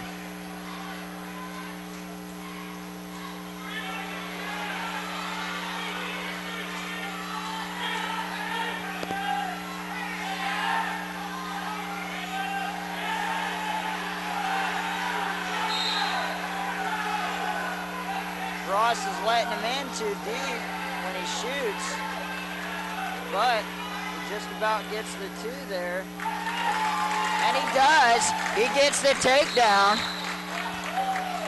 Frost is up 2-0. That's the end of the first period. Good timing. Frost defers to the third period, and Smith Center guy picks it down. Let's see if Frost can get some more points. Guy goes for a switch and he gets it. It's tied 2-2 now. The guy's going for a cradle on Frost, but nothing doing. Frost is standing up. Now he's going for a cradle again, and I think he's got it hooked up now. But Frost fights it off, it looks like. No, he's got it, and he takes Frost to his back. Frost is on his back. They got 3 points waiting for the guy, and he gets pinned.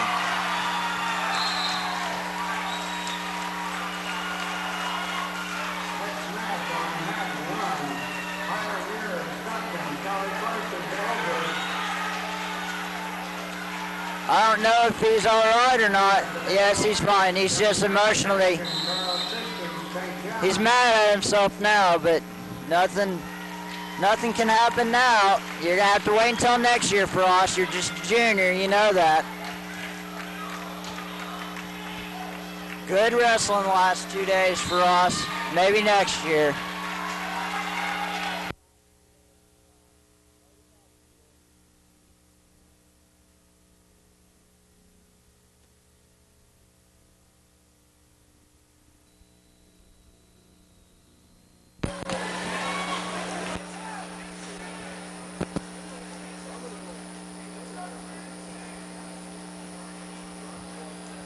Okay, after a pretty tough consolation semifinal, which Minneapolis ended up with 2 victories in that,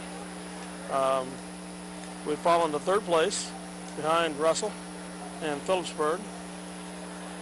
20 points behind the leading Russell, and 15.5 behind Phillipsburg. We're 8.5, 9.5 ahead of Ellsworth.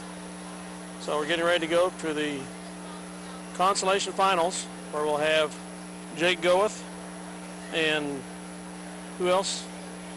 Jared Murray wrestling for first place in the consolation. They've already qualified to go to state. We've got 5 kids now that are qualified to go to state in Hayes next weekend.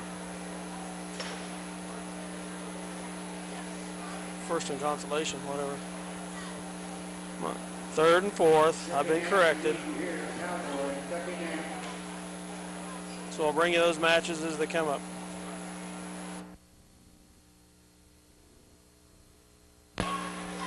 All right, we're in the first round for the Minneapolis, first match for the Minneapolis group here in the consolation finals.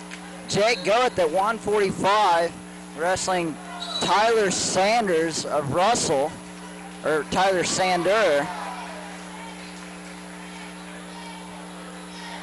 As far as I know, Jake Goeth's never beat him this year. But Jake's got some momentum behind him. He's got a lot of confidence. You see how he's bouncing around like that. You know he's on a mission. He wants third place. We'll see what he can do with this.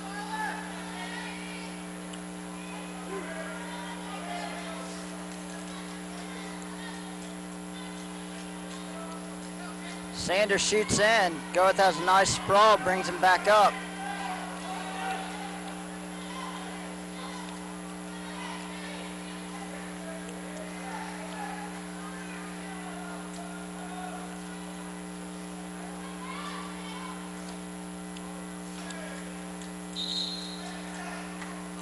That's in the first period.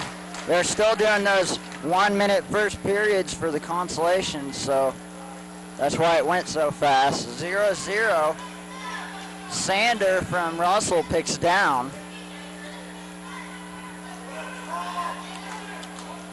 Caution red, which would be on Russell.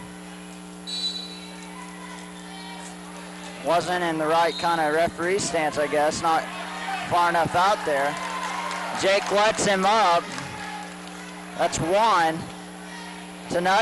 Jake's down.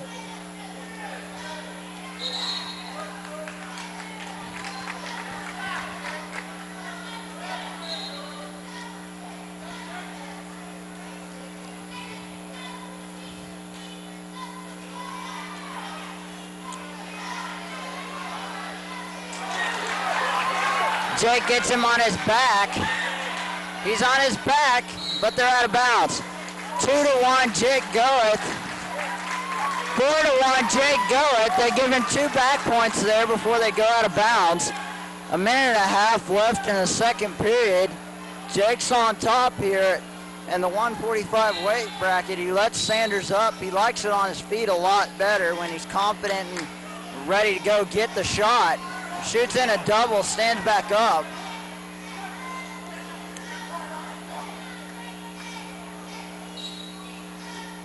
It's 4-2 with 1 minute and 10 seconds left in the second period. Sanders goes down to his knee. Not real smart to do.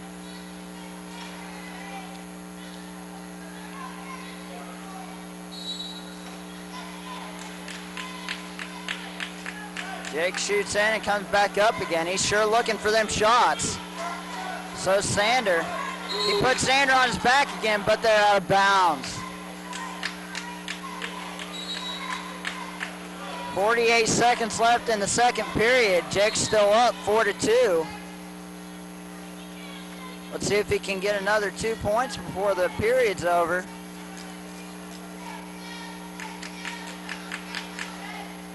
Widen the lead, maybe.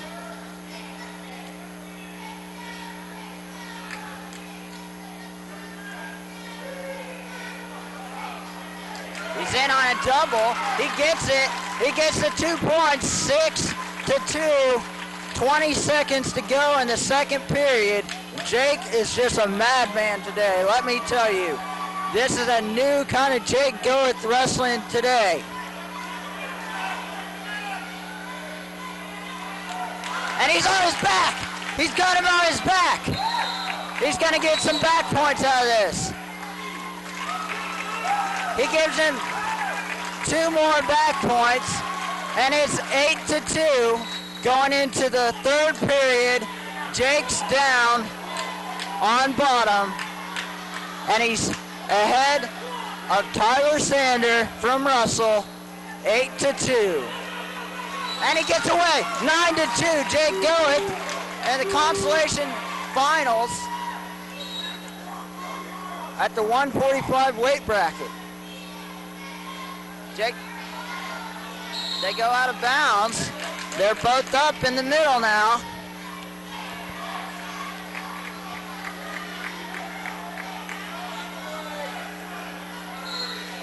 Let's see if he can hold on to this 7-point lead, folks. Get third at regionals.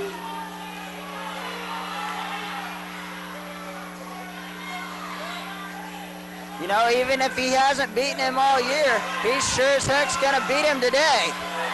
And this is when it matters here in state. and he gets another takedown. 11-2. Nothing stopping Jake today. If he wouldn't have lost that match yesterday, I'm sure he would have been in the finals right now. Probably would have won it too. The way he's wrestling, he's got a lot of confidence behind him.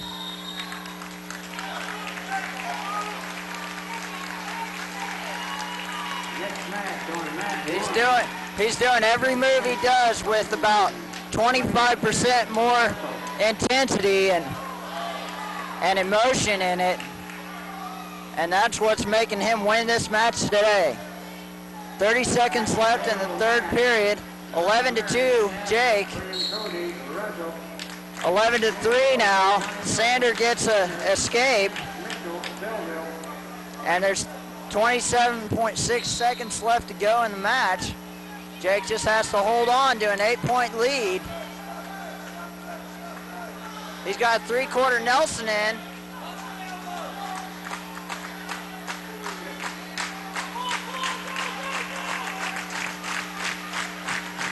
He's got it in again. And he shucks him by and gets another takedown. 13-3. Jake Garth gets third at the Lincoln Regionals, Class 1, 2, and 3A. Jake Garth takes third at 145 weight and is going to state with the third place ranking in our regional. Beats Tyler Sander for, I think, the first time this year.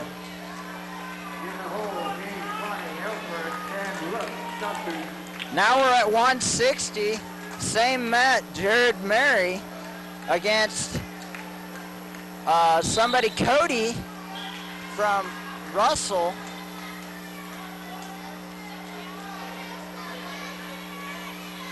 I know Jared's wrestled this guy before a few times. I'm not sure if he's ever beaten him or not. No points. They're both back up in the middle, even though it looked like Jared might have got a takedown there, but he didn't. 40 seconds left in the first period. Cody shoots in. Throws Jared just like he did a minute ago. But no points. They go out of bounds again.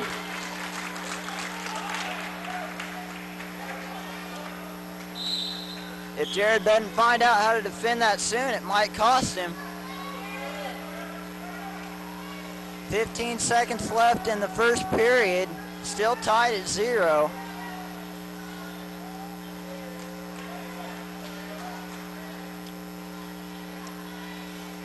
Cody shoots in again. Jared gets around, but he gets thrown again.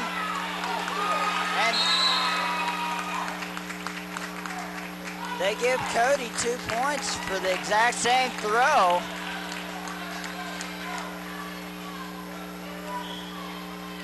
Right before the period ends. Probably saved Jared there from getting back points too. Starts second period, Jared picks down. Cody's going to try and stop him from escaping. 2-1, Jared's down by 1. A minute 50 seconds left in the second period. Cody shoots in. Jared's trying to defend it, but Cody's got it pretty well.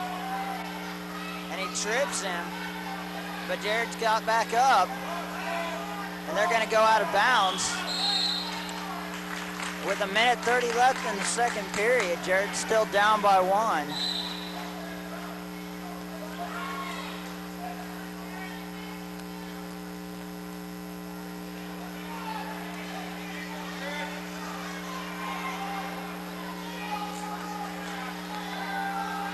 Jared's going to get a takedown here. Oh, maybe not. Yes, he does. Yes, he does. 3-2, Jared Murray gets a takedown and keeps his feet in bounds so he can get the points.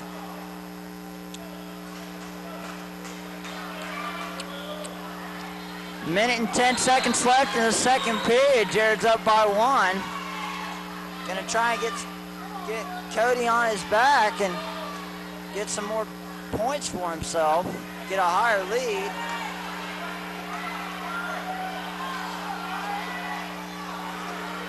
Cody gets a reversal on Jared there, because Jared got out of position. 4-3, Cody from Russell is up. 45 seconds left in the second period. Jared's down.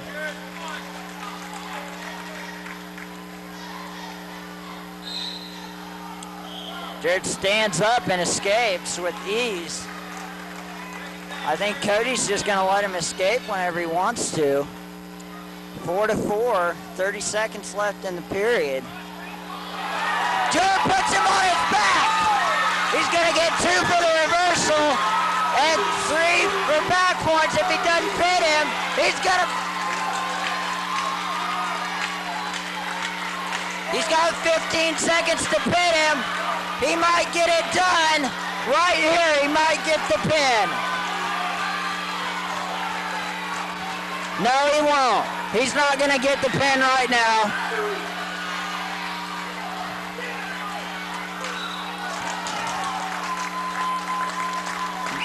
Nine to 4. Jared Mary's up by 5. Going into the third period, and the Russell guy is on bottom. He escapes. So it's 9-5, and he gets a deep shot on Jared, but they go out of bounds. A minute 48 left in the match. Cody from Russell is down by 4 to Jared Mary from Minneapolis in the consolation finals.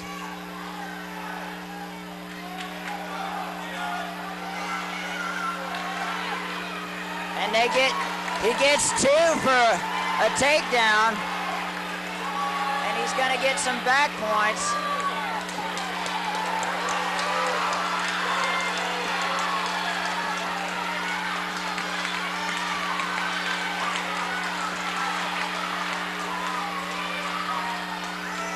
Jared needs to fight out of this. If he wants third, he's going to need to fight out of this. Cody's going to get 3 points for that. And they finally go out of bounds. It's 10-9. Jared's down by 1 with a minute and 3 seconds to go in the match. He's going to need an escape here. Let's see if Cody lets him up as easy as usual. And he does. He's going to get the escape there. Jared Mary gets the escape with ease. Cody shoots in. Jared's trying to throw him.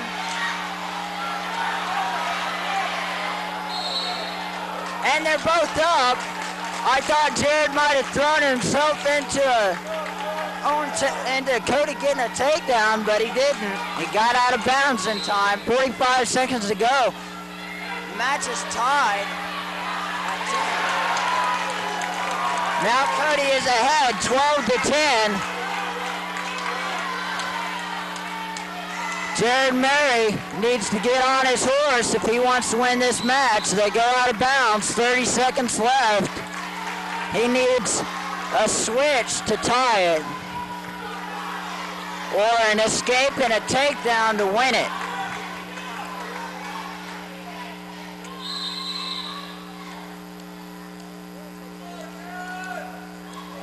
Caution on Cody from Russell. Jared's going to stand up here. Cody knocks him back down. Jared needs to get up and get a switch, and 15 seconds left. Jared needs a switch. 5 seconds. Jared's not going to get it. Jared loses the match. 12-10. Loses 160 match to Cody from Russell and gets 4th place in the regionals, but he'll still go to state because the top 4 places go to state at the regionals.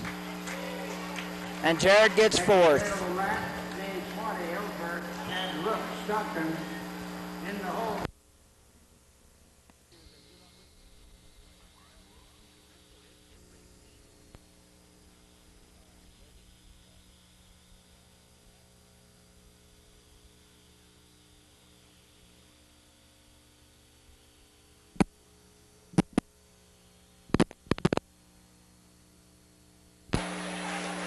And we're set to begin the finals at the Lincoln Regional Class 3, 2, and 1A.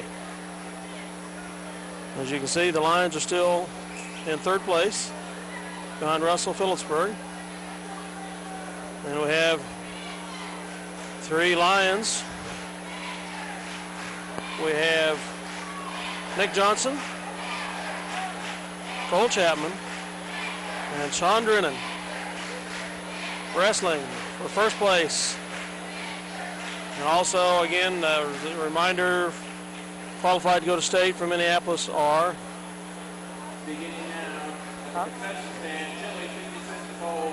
Jake Goeth and who else?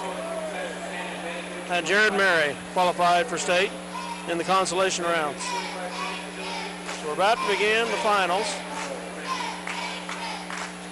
Let's see where Minneapolis can finish in the top 3 of the regional here. At this time, I'd like to introduce to you our officials throughout this tournament. First we have Mark Wallace. Give his people a hand. Bill Martin. Bob Workington. And Bill Cochler.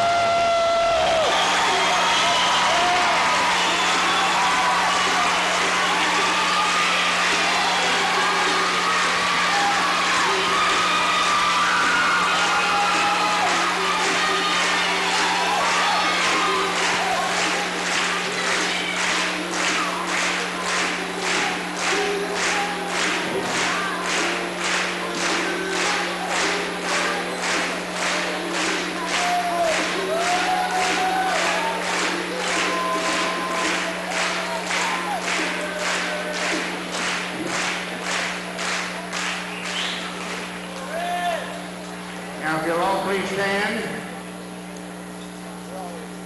Michael Garrison shall play our national anthem.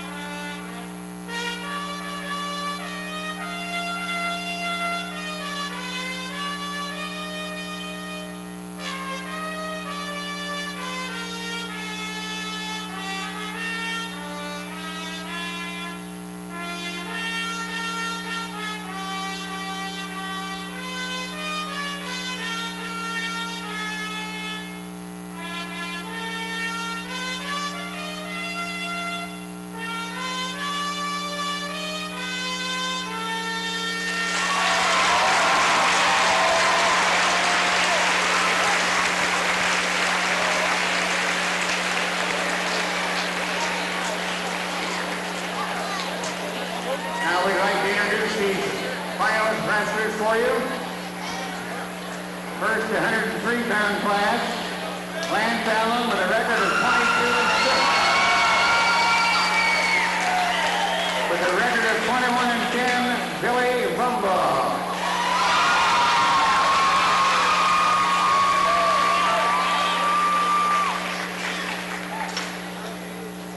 At the 112-pound class, from Harrington, 29-2 record, Dusty Greenmeyer. Versus 23-6 record from Minneapolis, Cole Chapman.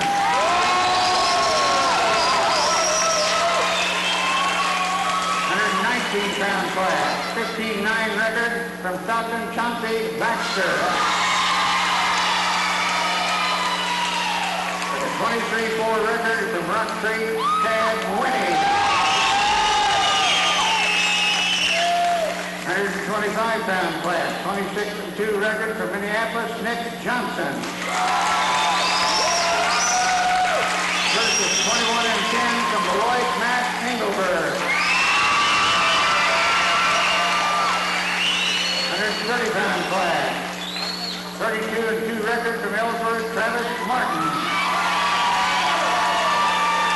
Versus 26-5 record from Beloit, Jeremy Moore.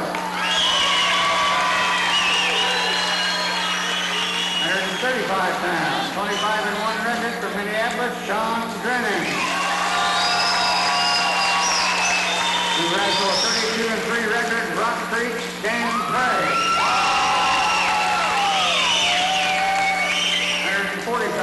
40-pound class, 28-2 record from Smith Center, Shad Allen. The 10-6 record from Hoisington, Wyatt Grand Clare. 145-pound class with a 27-0 record from Lincoln, Jake Gardner. To wrestle with a 25-8 record from Beloit, Chris Wendell. 152-pound class, 30-0 record from Phillipsburg, Kevin Hadley. With a 29-2 record from Lincoln, Jeremy Abel.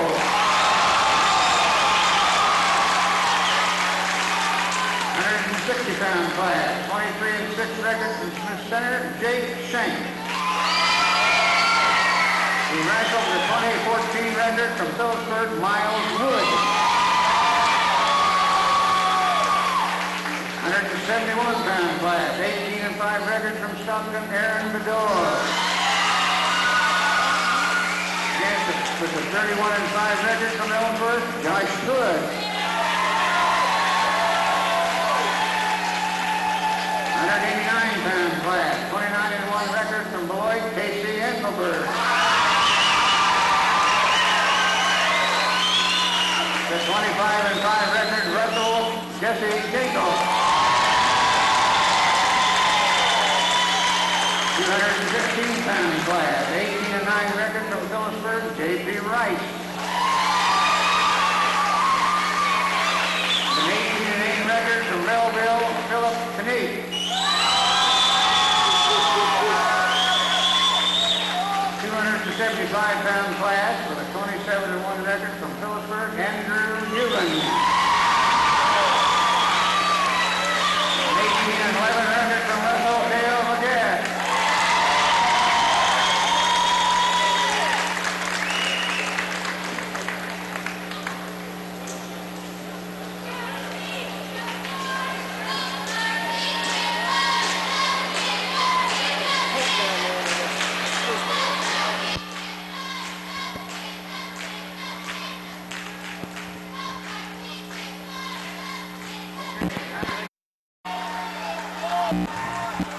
Cole Chapman of Minneapolis at 112 against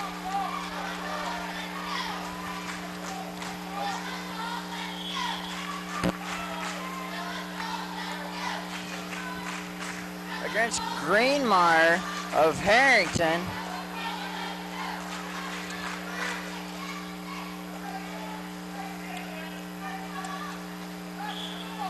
Greenmeyer, who is ranked number 1 coming into the regional tournament. Not in the state, but in the regional. And Cole is number 2.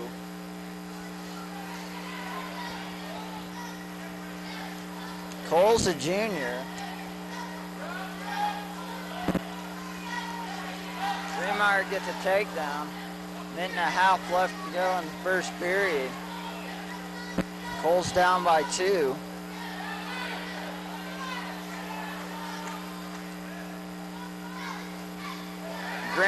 Greenmeyer from Harrington's a senior with a 26-2 record before the tournament. Cole before the tournament is 20-6.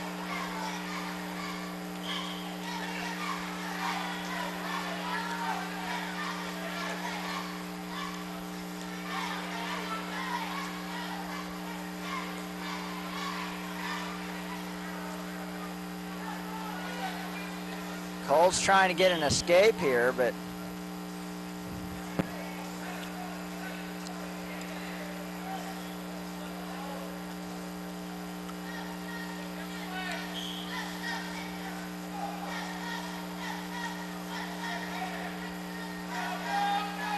now he's got a chicken wing on Cole.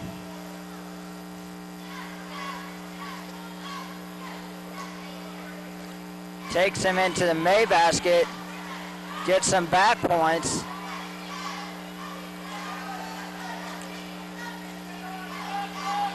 Now he's got 2 points, 2 back points.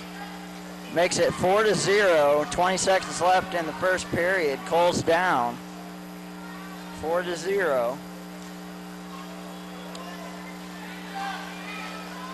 Greenmeyer's getting some more back points on Cole.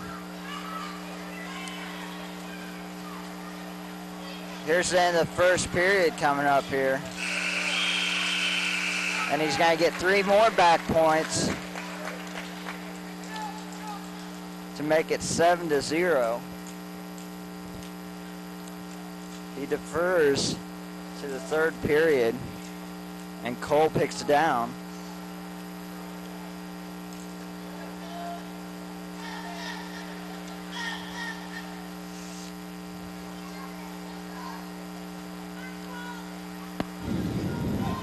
He's got Cole in a half,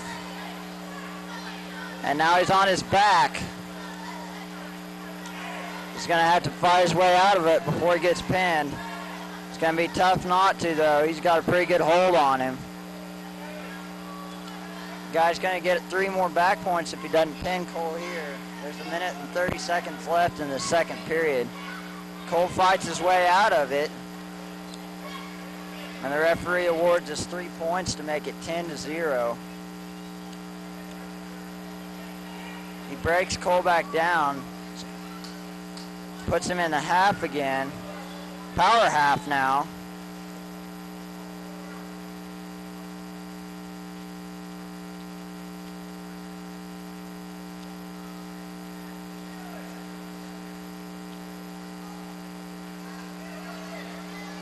Now he's trying to put him in the May basket again.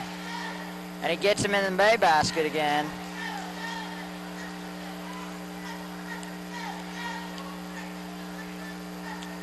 Referee gives him 2 more back points.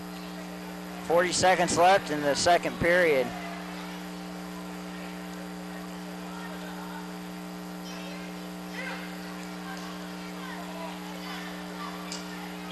They go out of bounds. With 30 seconds left in the second period, Cole's down 12-0.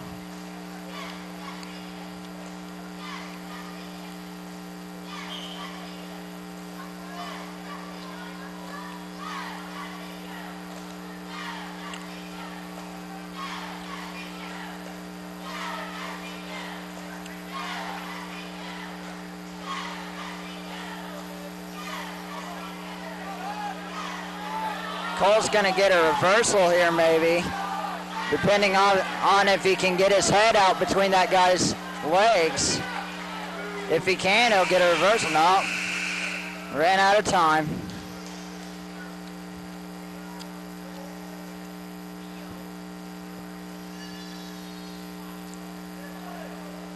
Going into the third period, the Harrington kid picks down. Cole's going to try and get back some of them points. The Harrington kid's going to get a reversal here, maybe. And he does.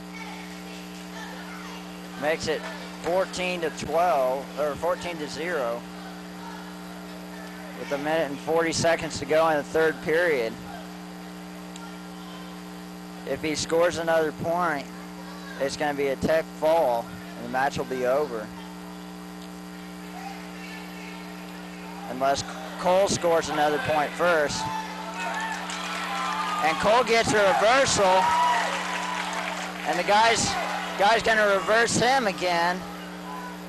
Going to try. 14-2.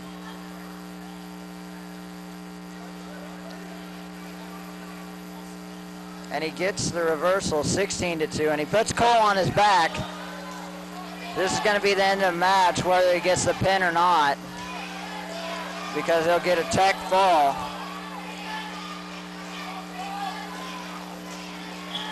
And he gets the pin.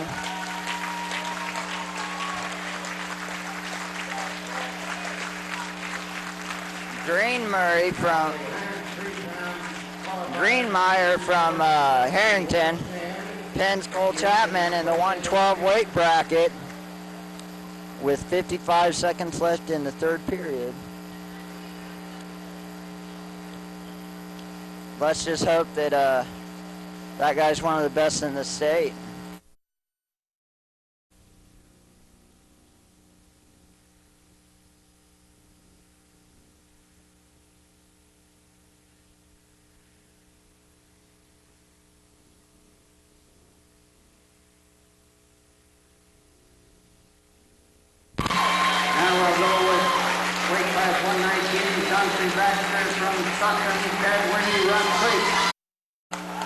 First period.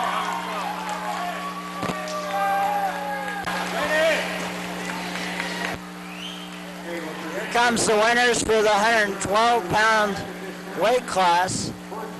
Tim Hopkinson, Burton.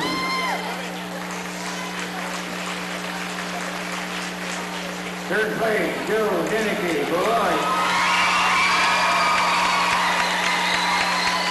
Second place, Cole Chapman, Minneapolis. In first place, Jesse Greenmeyer, Harrington. Next match will be 125-pounders. Nick Johnson, Minneapolis, Matt Engelbert, Beloit.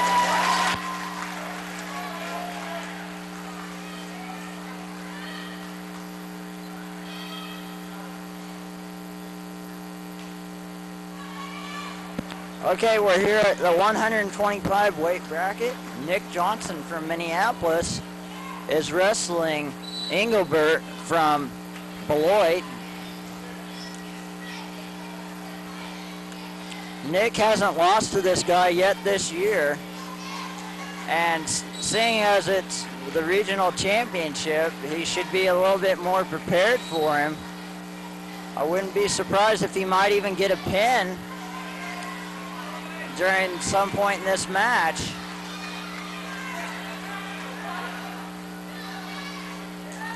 He gets a takedown there. 2-0 with 1:30 left in the first period. Now he goes to work putting that guy's hand in his crotch, making it harder for him to wrestle.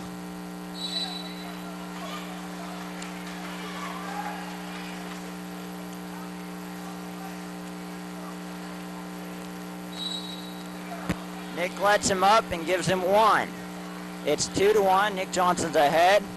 He likes to be on his feet, so it's not surprising he let him up. A minute left in the first period in the 125 weight bracket. Nick gets another low single and is working on getting the finish here. There he goes. He gets the 2 points. 4-1. 50 seconds left in the first period. Nick Johnson is ahead by 3 points and working on Engelbert from Beloit.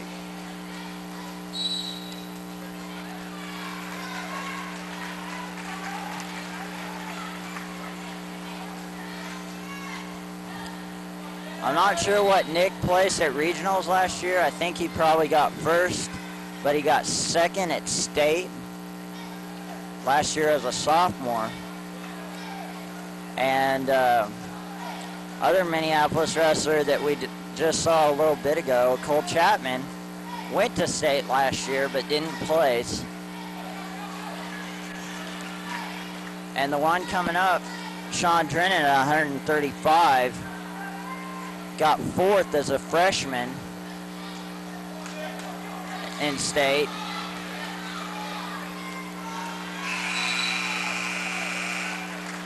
Engelbert tries to go for a standing switch there at the end, but Nick wasn't really standing, he was squatting, so it wasn't effective at all.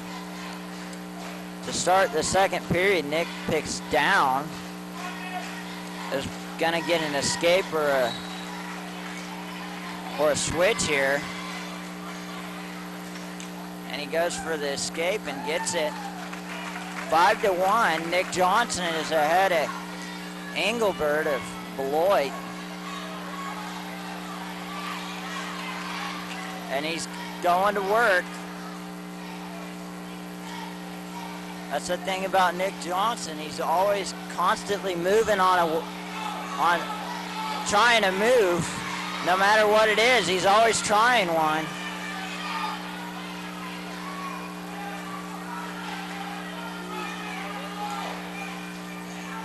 Engelbert's trying to get a reversal or a takedown, I guess. Didn't quite work. They went out of bounds. Back in the middle, standing neutral, Nick Johnson giving him fake shots there, going down to his knee to simulate a shot, trying to freak the Beloit guy out, psych him out, and he gets another low single, and it's changing into a double. He's in deep. Now he changes back to a single.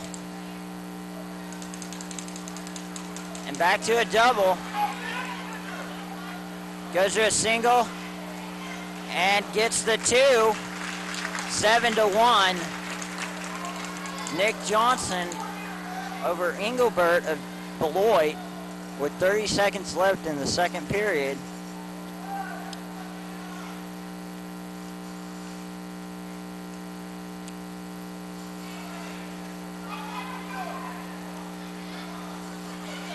Engelbert's going for a switch. Arm chop breakdown by Nick. Engelbert's going for a switch, a reversal here. And he's about to get it. But he doesn't. He doesn't get it. Into the second period, 7-1, Nick Johnson over Engelbert of Beloit at the 125 weight.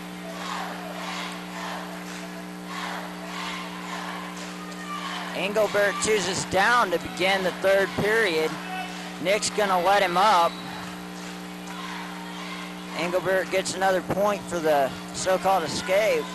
7-2, Nick Johnson over Engelbert.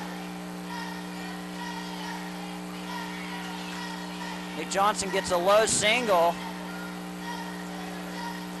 Trying to pull the Beloit kid back in bounds so he can get his two, but he goes out of bounds himself. 1:40 left in the match. Engelbert shoots in. He's in deep. Has Nick's leg. Nick's putting a lot of weight on him. There we go. He got out of it and goes into his own single leg shot. And they go out of bounds. 1:20 seconds left in the match. 7-2, Nick Johnson over Engelbert of Beloit. Nick shoots in. Doesn't have a real good shot there. So he stands up. Gonna try it again here in a minute. 1:04 seconds left.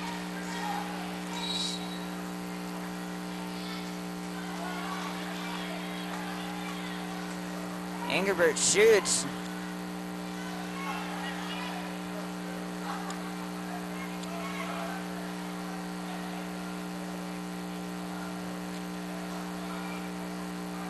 Nick's got him in a front headlock.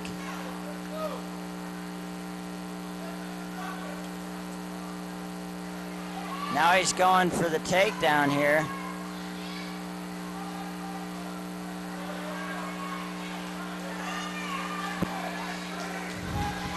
Engelbert tries to shoot in.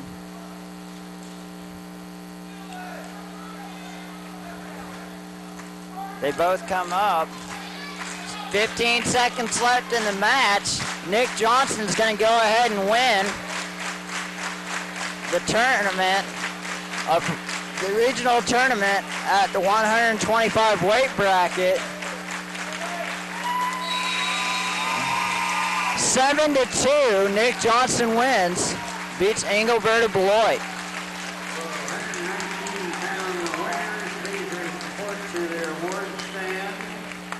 119 pounders. Now we're gonna watch the 119-pound weight medal winners and state qualifier. Okay, winning 119 pounds, fourth place, Ryan Parsons, Ellsworth. Third place, Billy Joe Luce, Stafford. Second place, Dante Baxter, Stockton. And first place, Chad Winnie of Rock Creek. 130 pounders, Martin Ellsworth. Pound weight bracket. Now we're going to go over and listen to the 125 state qualifiers and regional medal winners.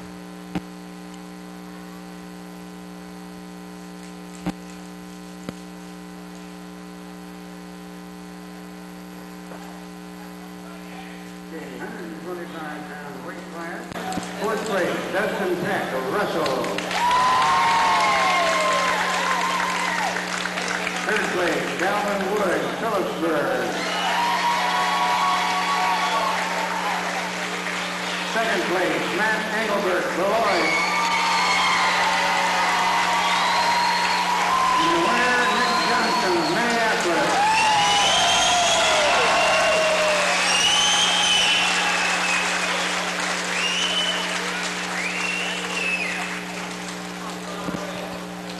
Now we have 135 pounders. Sean Trny, Minneapolis, Danny Bray, Rock Creek.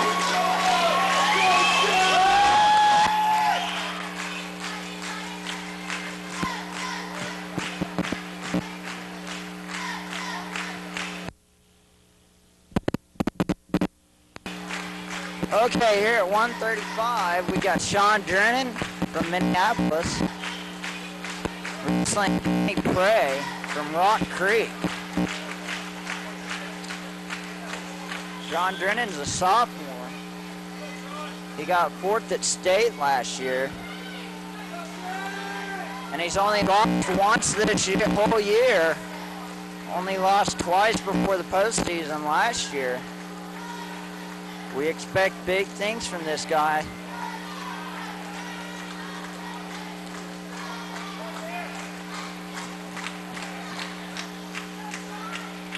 He gets 3 back points after he gets that takedown with just 30 seconds gone in the first period. He's just dominating him. 5-0. Sean Drennan over Danny Prey of Rock Creek.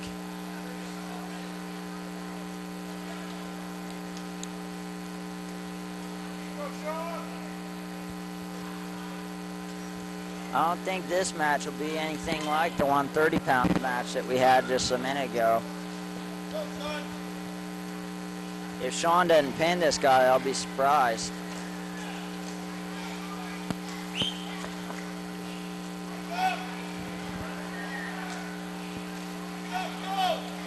He's working with the chicken wing. Now he just lets him up.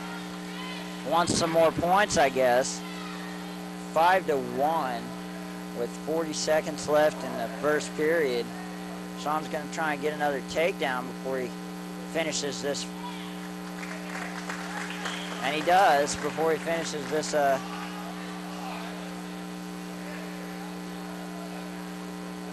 period. They'll let a couple seconds run off the clock, but I don't think Sean's going to argue about it.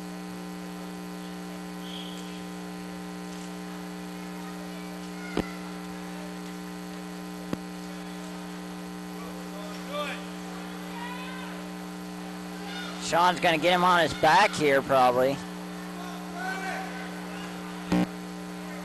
No, he's not. There's not enough time.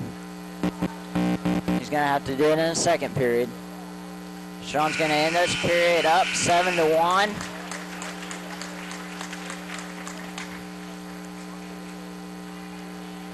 He'll start the second period down. Get a quick escape or a reversal probably, and then go back to work.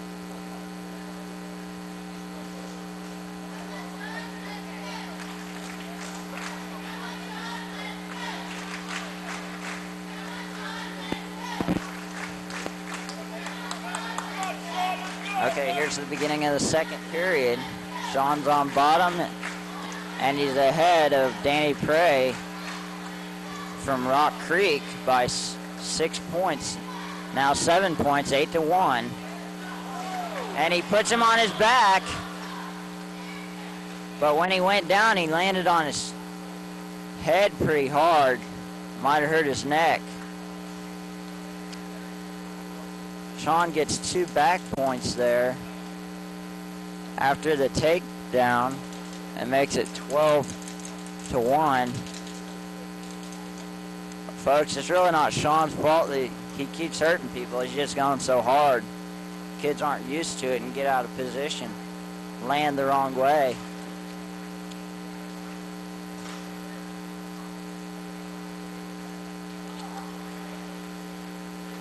He's going to be all right. Danny Prey from Rock Creek. And now we're going to go back to the wrestling portion of this. Second period with 1 minute and 50 seconds left. Sean's going to go back to work on this kid and see what he can do. The kid keeps standing up, but Sean's going to have to put him back down on ground. He's trying to get him into a Turk, but he doesn't really have it. He's just got a leg in there. Now he goes to the other side. Tries for an arm chop breakdown, but the kid goes for the switch and then stands up out of bounds. Doesn't get the point, so it's still 12-1. Sean is ahead of Danny Prey from Rock Creek. Sean trying to get a power half in there. Now he's going to go for an arm chop breakdown. And he has 2-on-1, cross-wrist ride.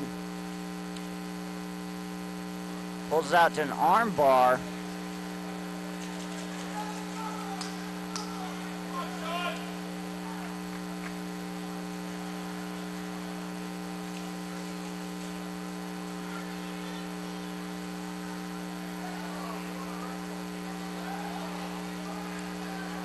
.30 seconds left in the second period. Sean's up 12-1 in the 135 weight bracket. Sean lets him up, gives him a point, 12-2. Sean's going to try and get another quick takedown, but he goes out of bounds with 4.7 seconds left. Still has enough time to maybe get another takedown, but we'll see. And he does. He gets it. Maybe not. They call an illegal hold on Sean Trny. Sean's a little mad now.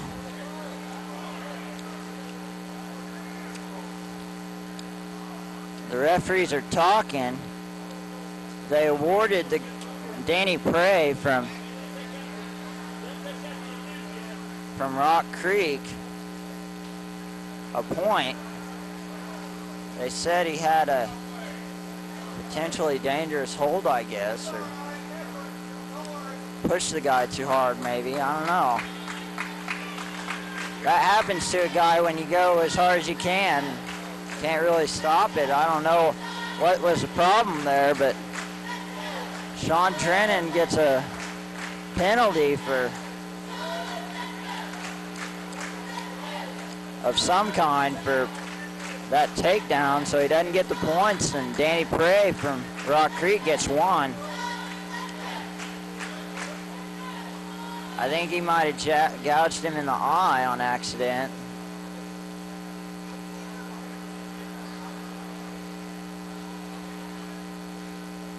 No. He scratched his forehead.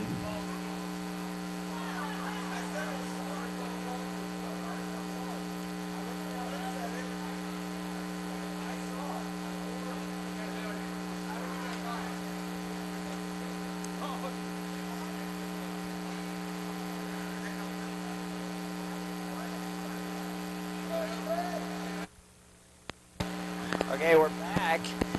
12-3, and Sean's trying to get another takedown, but doesn't quite get it. He only had 3.5 seconds to get it, so it's not surprising. Danny Prey picks neutral at the beginning of the third period. Shoots in on Sean. Sean just throws him down to the mat, gets a takedown. Lets him up, 14-4. They say they went out of bounds.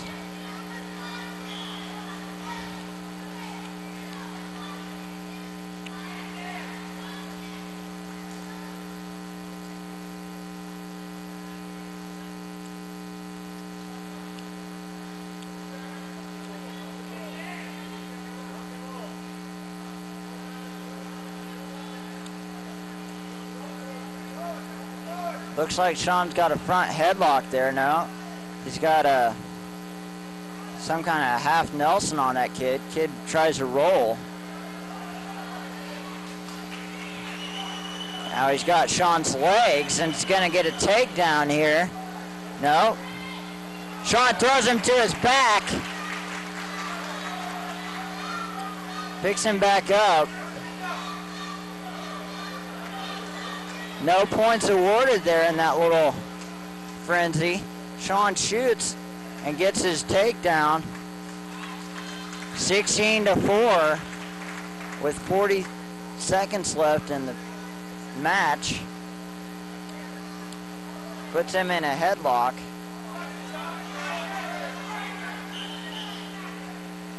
And they go out of bounds. Actually, it was a 3/4 Nelson, my fault. Just at a different angle than what I'm used to looking at.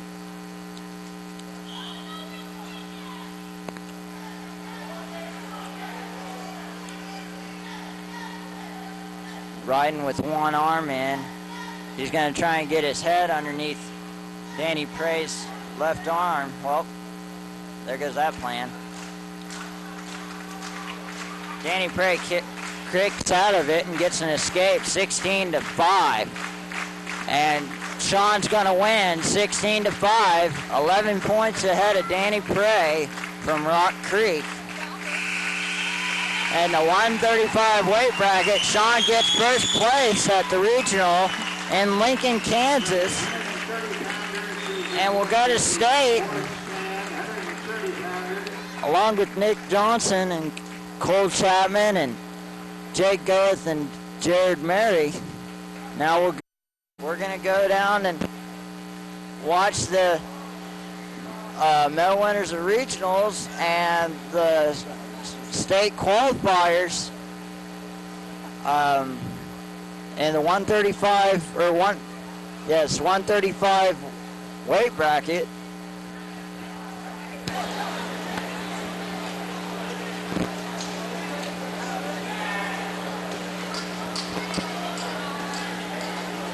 Okay, the winner is the 135-pound class. Fourth place, Aaron Sanders Stafford.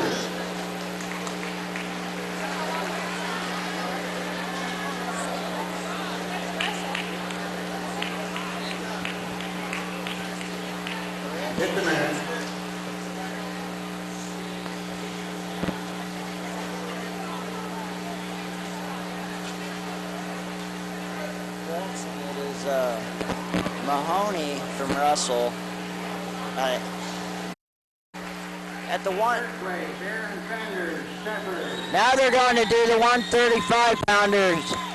Second place, Dan Curry, Rock Creek. And first, John Trny, Minneapolis.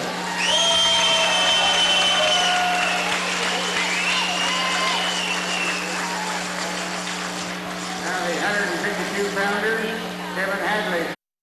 Now they're going to go over and do the medal winners and state qualifiers of the 145 weight class before they do the 160 match. So here we go. Weight class 145, the winners. Fourth place, Tyler Sanders, Russell. Third place, Jay Goins, Minneapolis. Second place, Chris Wendell, Beloit. And the winner, Jake Gardner, Lincoln.